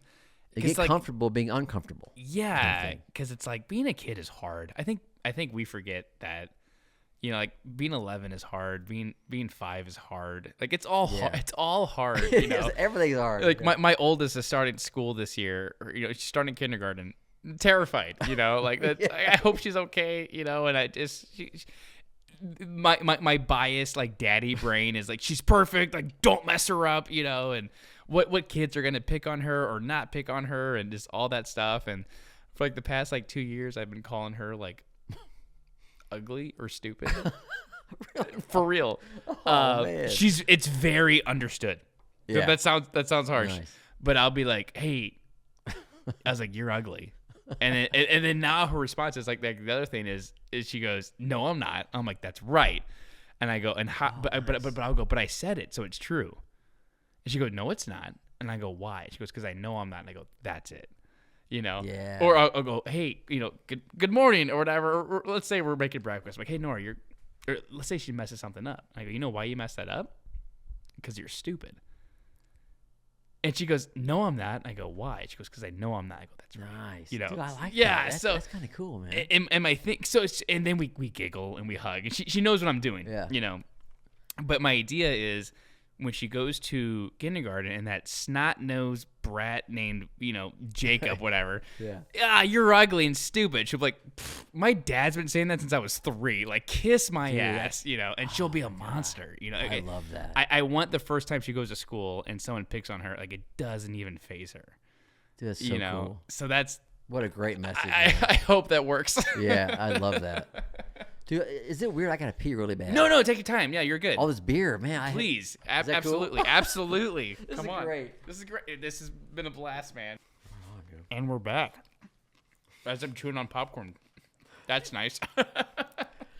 A quick little break. We come back, we're just eating food. It's so gross. That's great. Whenever I have beer, I have to have popcorn. That's my favorite. Those are my. That's my favorite combination. That popcorn's good, dude. Is that like a microwave or homemade or what is that? Dude, I get nerdy with popcorn. It's That's really freaking good. It's the real kernels, the Orville Redenbacher. I was so obsessed with like stovetop, with like bacon grease and or oil. For Christmas, I got one of those. It's like, I don't know what it is. It's like a glass container surrounded by red plastic, and it is microwave. But you put in the real kernels, you put butter on top, you microwave it for about 4 minutes, and it makes badass popcorn. Dude, that's incredible. It's man. good. That was real good. I was very impressed. Thank you, because it's not the bag thing. I would always stovetop it, but that for like a quick fix is badass. Nice. Highly recommend. Have you done a video? I was curious, like a tour of your downstairs awesome area. I have not. Because people watching this. Here's where we podcast. This is not a little den like you think it is. This is a badass freaking man cave, music cave, video cave. I don't know. It's really cool. I think that'd be cool. It would just call me crazy. Would it?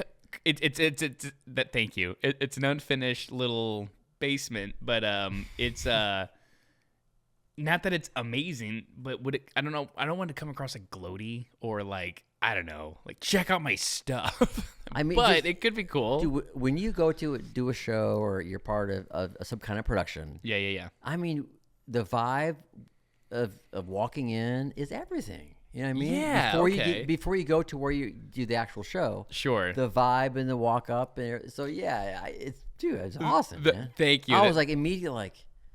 Yeah. Oh my God. That's what I'm slightly worried about. It's like we're in a very humble, like, house, and you walk in my garage, and then we walk into concrete steps into a basement. I'm like, this probably looks like very humbling. Yeah. Well, it's funny. Your wife was there, your 3 kids, and I said hi to all 3 of your kids. The one of them said I didn't. I don't know who it was. It's so funny because the one who said she didn't say hi. That's the scary one. That's Cece. She terrifies me. She I walked in. How old is she now? She's 3. 3, okay. And we heard noises the other night, and I walked into their bedroom, and I opened the door, and she's crawling on the ceilings, and it freaked me out. What? Just joking. Oh my God, dude! She's terrifying. Is that normal? She's the sweetest. That's but awesome. She's the monster, but Yeah. she meant to. She obviously didn't hear you because she was being real. She's in the back seat. She's like fake crying. She's all upset. She goes, "That guy?" I was like, "Yeah." She goes, "He didn't say hi to me." She probably thought you said hi to like Nora or something. But I think your wife introduced me. She told all 3 kids' names. I said hi to all of them. I know I did. You're so nice. Dang it! Is there a video camera? Is there a camera? Do you have a camera out there? You're a bad person. Yeah, you made my 3-year-old cry. Yeah, 100% her fault. That's great. We're like, that's my family. I trust you over them. That's great. So no, we were talking about you got the new song coming out. You said April 18th. April 18th, the video and the song. Yeah. Video and song. I've yet to see the video. I was there for the production with JT at Studio 27, and it was unreal. You had a vision for that video, and you made it happen. The amount of extras you had there, and just the whole thing. There was a lot of people that didn't show up. I was kind of bummed. I was hoping there'd be more people. And and some people, I think even Kevin mentioned, not trying to do like a crowd thing where, because then you're competing with the major labels and they have extras or their fan base. It's packed or whatever. I'm like, you know what? I want to represent where I'm at now. I think it's cool, and I want to see who my ride or dies. Who likes me? and for me it's my first song of my comeback after the On Tracy Lane days, after what I went through. I can't have just a regular video. I want to do it up a little bit. I want some production. Bring me the production. Well, let's go. Fuck yeah. And you pulled it off. And you being a part of it was awesome. So thank you, man. Thank you for including me. And it's a real treat, just doing the behind the scenes. And it was fun. You had a vision and you didn't compromise it. You're like, this is what I'm seeing. This is what's going to be. And you even said it's not as big as you wanted it to be. But it still turned out badass. But I think this is great advice, everybody. It's like we talked about pre-show. It's like wherever you're at with whatever you can do, and whatever people that are there, whatever resources you have, do it right then. That's it. That's how you do it. In 6 months or whatever, when you do it again, or it'll be different. Right. Do your best with whatever you got at the time. It's never going to be perfect. It's never going to be perfect. Just go and start building your story. Yes. You don't want your first things to be perfect. You want to show the grind. You want to grow. You want to build character. You want to build the story. You want to get better. You're going to learn so much just by doing. And when you don't have a lot of views when you first start, that's good because you're finding your way. That's it. When you keep going, guess what? A weird thing happens. You get good. Mm-hmm. And when you start getting, you know what I mean? So I think there's like, if people go back and research me, there's a lot of stuff I did years ago. Not that I'm great now, but I'm better now than I was back then. You've improved. So showing the journey is what I'm all about, because when I show the journey, when people are afraid to start the journey, they know, you know what, I might suck for a little bit too. Like Gary Vee says, Gary Vee talks about it. Embrace the suck. Enjoy this. Embrace the suck. That's embrace the suck is a good one. It was that David Goggins, I think that's Goggins. There you it's go. like you're running and it sucks, it's like commit you're to supposed it. to. Yeah, enjoy it. Yeah, get into it. Fail forward. Go for it. Fail. Dude, failing forward Say it again. Fail forward. Fail forward. That's it's so good. Gold. That's so good. That might have been one of the first things I saw when I was researching in the parking lot.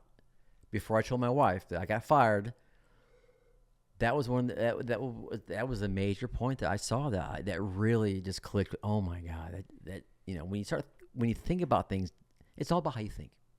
Think about it. Everything that we experience in life, everything we do, all of our decisions, our success, or whatever, wherever we're at, it's because how we think. And our decisions, and if you can change that, you can change. That's you can change everything. Check out the book. Don't believe everything you think. It helped. Oh, I love that. Isn't it annoying? Like the title, I'm like, that's so good. But he breaks down your mind in like two segments. As you have thoughts, which happen automatically, and then you have thinking, which is when you indulge thoughts. So thoughts you can't help. Those just pop up. But then when you start thinking about those thoughts, that's where the root of all unhappiness comes from. And since reading that book, I've realized I do this thing whenever I notice I'm happy.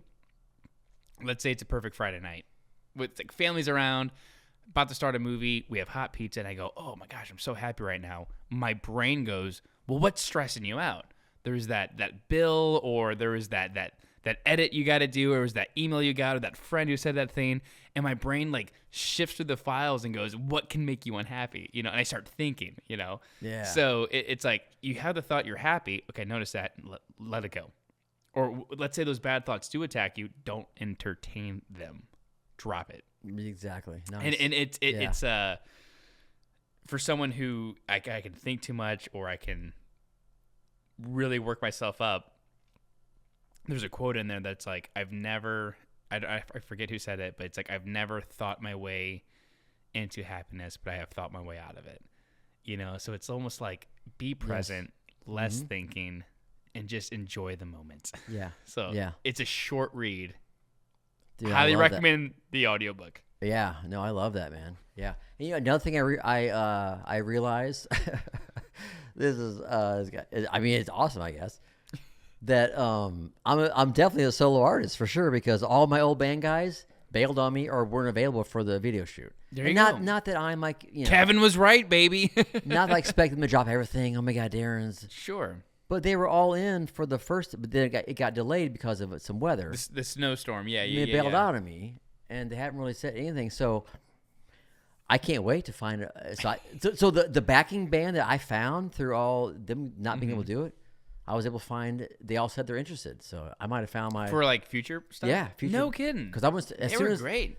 Me and Kevin are supposed to, or Kevin and I are supposed to record 2 more songs in early May. Awesome. I'll have 5 brand new songs, and then I'm gonna get into rehearsals with a new. That's new amazing. band. Congratulations. Yeah. Thanks, brother. I met them all briefly, the drummer and the guitar player. And was there a bass player? Yeah, the bass player. I'm so sorry. Yeah. At the last second. Yeah. At the last. Yeah, okay. No, I know the bass day player. He before. was a taller guy. Yeah. My tall apologies. dude. I don't know why I just blanked on him. So I talked to him all briefly. Super solid dude. Super cool dude. Nice, good looking. He's interested. Handsome, badass musicians. Yeah. Super nice guys. So yeah, if that works out, that's a solid group. I got a solid, at least solid 3 calls to make when I first start rehearsals. Are you interested? And they all said they were, so we'll see. But congratulations. The hardest part, whenever a band or a musician approaches me, like, should I go solo or do the whole band thing? I'm like, bands are hard, dude. It's so tough. Go solo if you can. It is so tough, man. Yeah, I think you have the sweet spot though. Like, you're in charge, but you have a group. Yeah, that's awesome. And they all know, like I said, I mean, sometimes you have to be relentless and a little ruthless. And yeah, you are the dictator of your dream and your life, and you got to crack the freaking whip. And you have to put people in their place, because when you make a statement and a stance that I'm going to go for this, and I'm going to, develop my personal development game, and I'm going to pursue my things, and when you do that, you're going to alienate a lot of people. It's so crazy how that happens.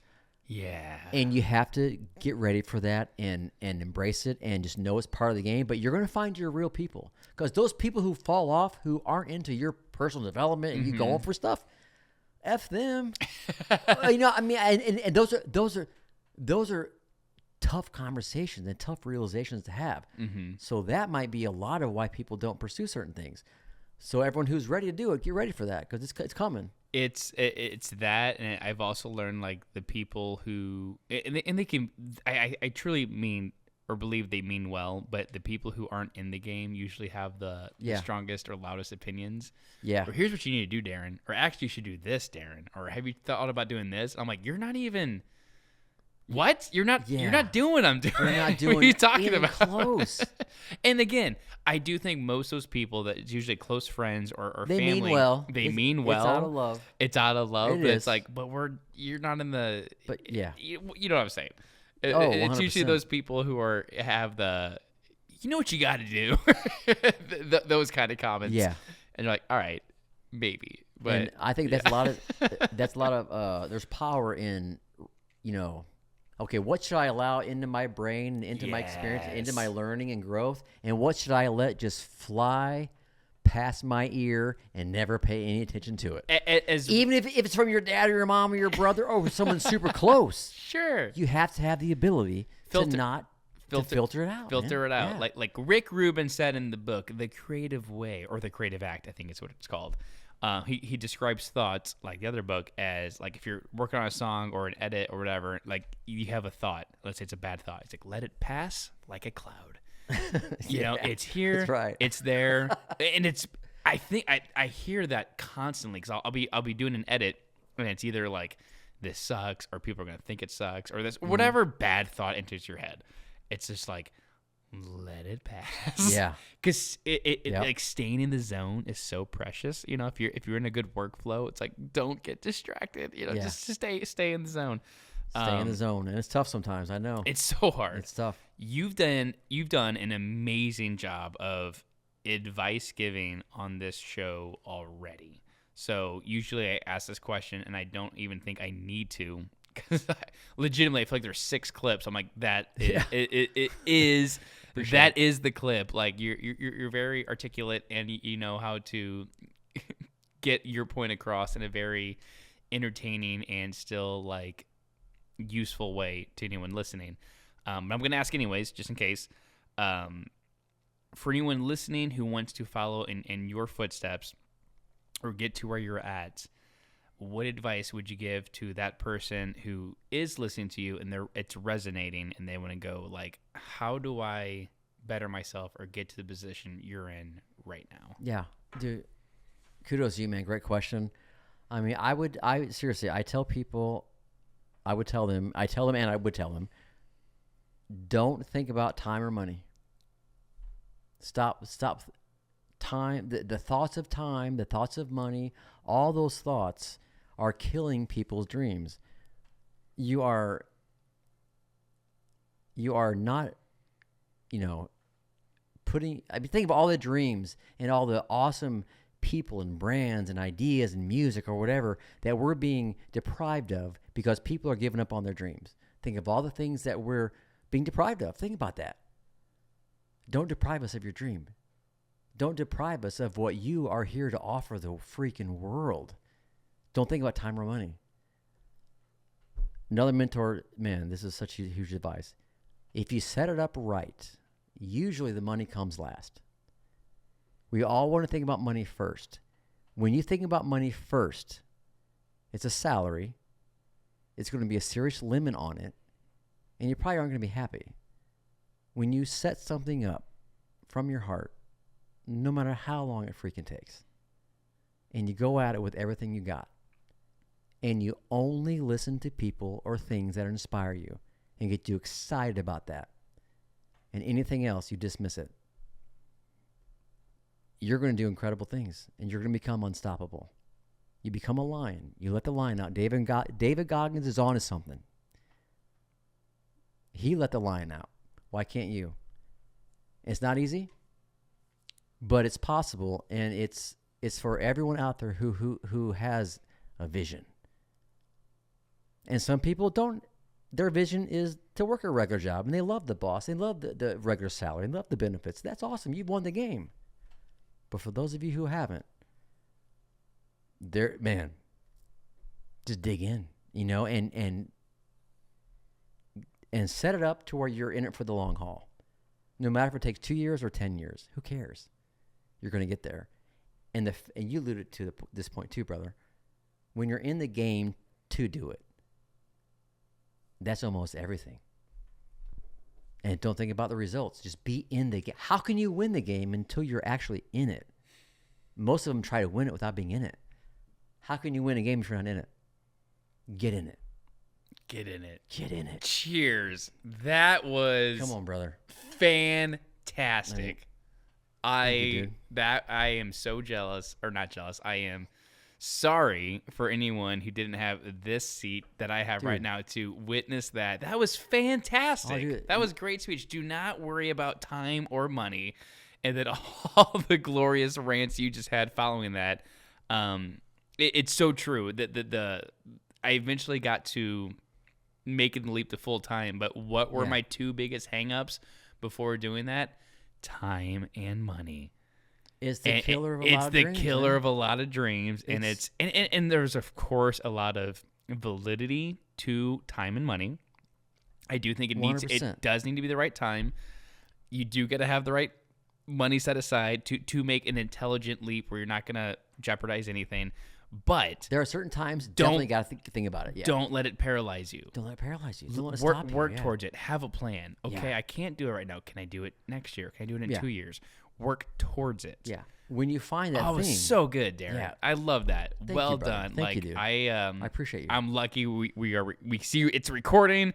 It's on video. Like I will 100% be editing this or clip it or whatever it is. Like that is something I would watch if I didn't know you on the YouTubes with some cheesy song playing in the background during a morning jog, being like, "Let's go!" I mean, that's it, man. That was fantastic. And you guys, it's so crazy, man. I mean, I'm just so excited and proud of myself to just kept going. I mean, these answers that you asked, you're amazing, dude. The questions you're asking, the things that we talked about from A to Z.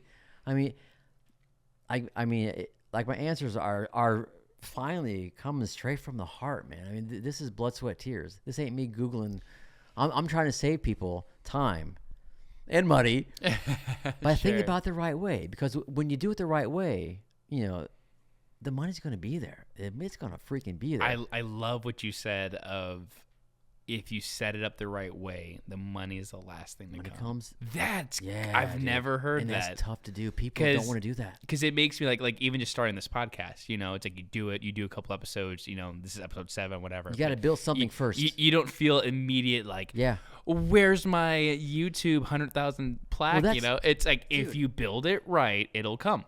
And that's such solid advice. And to kind of pivot a little bit, you said something kind of nonchalantly about yourself that it was huge. You said you were proud of yourself.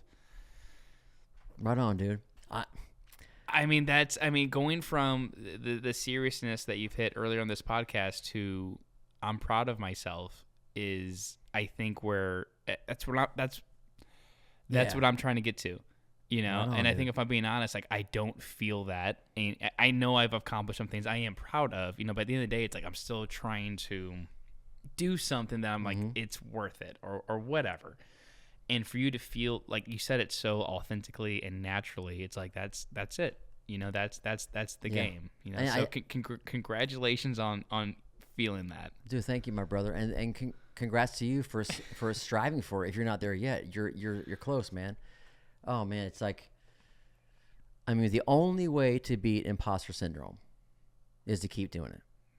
That's the only way. That's You're not going to take a certain gummy or a freaking whatever, you know what I mean? We can try. Or read a certain book. Right. It's going to come with Exactly, come with your subconscious knowing that you're going for this and you're doing it and you're in it for the right reasons and you've done it over a period of time. Some people shatter it within months, some people take years, some people take freaking decades, man.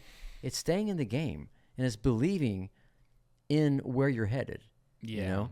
And if you just keep going and you guys, we talked about before too, when you get through tough times and you get through stuff that anxiety gets you and life gets to you, when you keep going and you take a little break, walk, you know, take a little nap, whatever, and you come back to it and you keep going, you will have a reward in some way. You will figure something out. You will have a different perspective.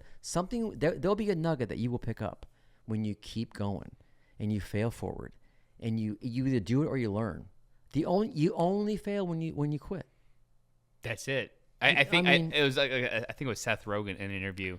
They were talking about how to make it in Hollywood. He goes, "Well, if you quit, you for sure won't. You for sure you won't." Yeah. He's like, "So just stay in the game." And I just want to impress upon people is like, man, when you go for it and you go down that road and you get the experience and the wisdom and you meet all these people, what you do next is gonna be pretty badass.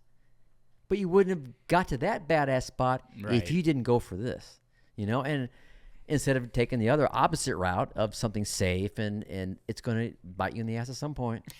It will. Right. It will. Yeah. And if not now, later.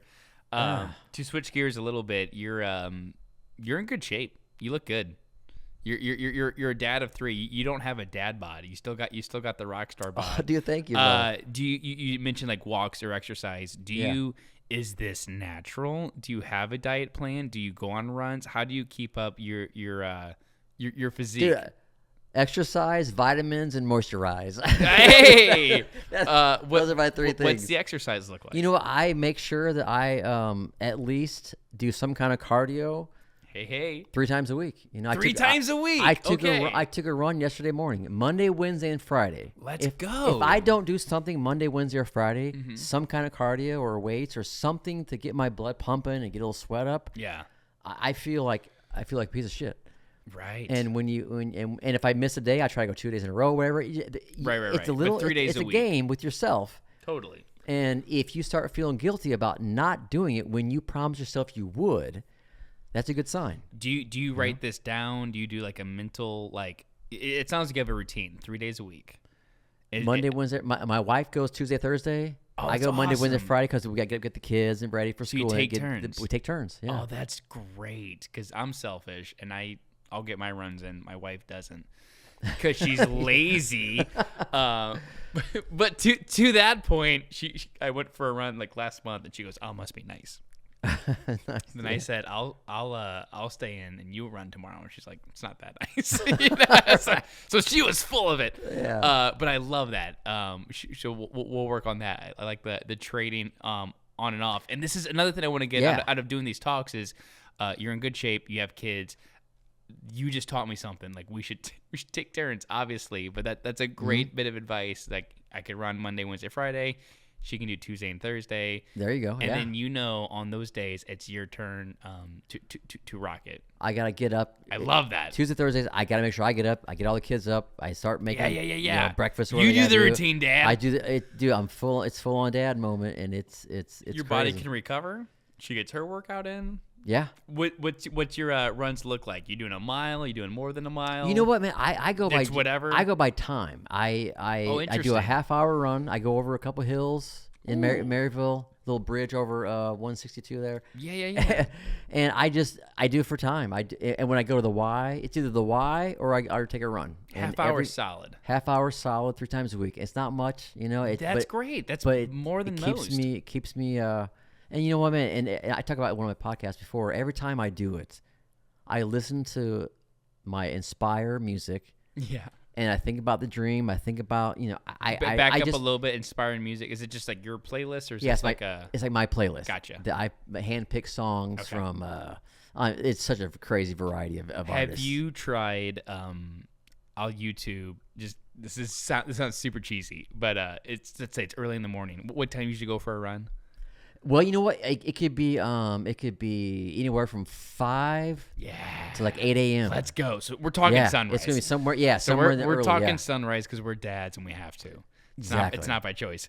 Right. That's exactly. YouTube morning motivation, and it's like a whole like playlist thing, and it's just it's basically, it sounds like you talking. It's all inspirational like quotes with like pump up music behind it, and I love it. It sounds cheesy, but man, if you're going for they're usually about 20 to 40 minutes long, so the perfect distance for your runs. Put on that morning motivation. Go for a run. Come back. You will be fired up. Nice. It's great. Dude, I love it, man. If you need a break from the music, try it out. I'll definitely try it out. It's fun. So I use it as cardio and to try to stay in shape, but I also use it as a mindset training. You know, it's like all the stuff to go through, all the tradition, all the stuff that comes at us. I mean, even Tony Robbins talks about it. He wakes up in a negative attitude. He channels it to something different. He does something different to change the atmosphere, change the vibe. That's what the videos are. It's like Tony Robbins, it's David Goggins, it's Les Brown, it's all those motivational speakers. Gary Vee can pop up, whatever. But it's great. But in all these people who are doing this, there's a common theme. Why not listen to them? You know? Totally. And the people who are saying negative stuff, I don't know. I just just consider the source. You know, would you trade places with a person that's giving you shit? Good one. I mean, I think about it all the time. And no offense against a lot of my people who are very cynical and negative, but you know, I ain't gonna take your shit no more. Sorry. That's a good one. And something that I think about too is insert X comment about yourself. Could you really put yourself in the position where you wrote that comment about somebody? Right. I almost can't do it. Yeah. I don't think I've wrote a negative comment, and maybe I'm wrong. I'm sorry if I did. But I don't believe I ever wrote like a truly like negative comment on the internet about someone, especially someone like, let's just say, on a random video that I didn't know. Like I can't even put myself in my mind to like, stop trying, like could you imagine like saying that towards someone? Just put in an effort. That's a sad that's a sad place to be in, man. I mean, that's a hard reality. It is. It's tough, you know. And I've even some of my haters that come at me. I'm like, you know what, man? I think you should. You have the passion and the balls and the whatever it takes to spew all this stuff. If you just use all that energy into the other direction, you could be a badass. You know, like you got right. I think about that. I'm like, wow, you got half of it down. The other half sucks, but first half, you got the fire. Got the to do it. That's a fire to go online and to be anonymous and to throw shade at somebody who's just trying to do something cool or whatever. You know what I mean? That's a lot of. It's. I think we were talking about this off camera, but it's when someone is doing something that I think you feel like you can do, but maybe you're too scared or whatever reason. But they're doing it. Maybe it's a human thing to feel like, screw that person for trying. Like, if I can't do it, screw you, man. Right. If I can't be a musician, you can't be a musician, or whatever, you know? Yeah. So, I think it's just human instinct maybe for some of those people hating to just everyone's dealing with their own stuff, you know? Like, exactly. and who knows what they're going through. Right. You know, I think we all suffer. I think life is suffering, and we're just all trying to cope in our own shitty ways.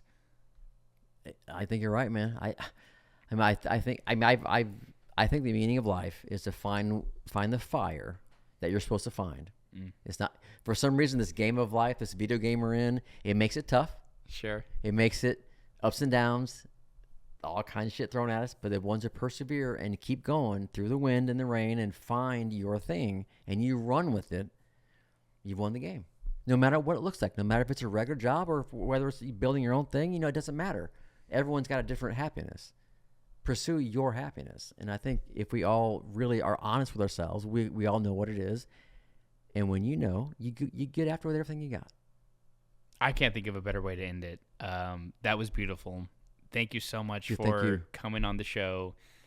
This has been a real treat. Like, really, your story is inspiring. I'm so excited for everything you have coming out. Check out Freight Train, April 18th, directed by JT Ibanez, music by Kevin W. Gates, and song written by Darryn Yates. Congratulations on the first single and the start of this whole new era of everything you have coming on, and I'd love to have you on the show again with every new music thing you have coming out. I really enjoyed this. Dude, I'm a huge fan of yours, and I'm honored to be here, brother. Seriously, man. Thank you. It's been awesome. It's been a lot of fun, man. Likewise. Right on, brother. I love the cherry wheat. Cherry wheat. Let's have 9 more. Let's go. Let's go. Let's go. That was great, man. Dude, that was even more awesome than just like. Cheers, dude. Dude, yeah. That was fantastic. That was like a little ride we just went on. The aftertaste is like almost a raisin.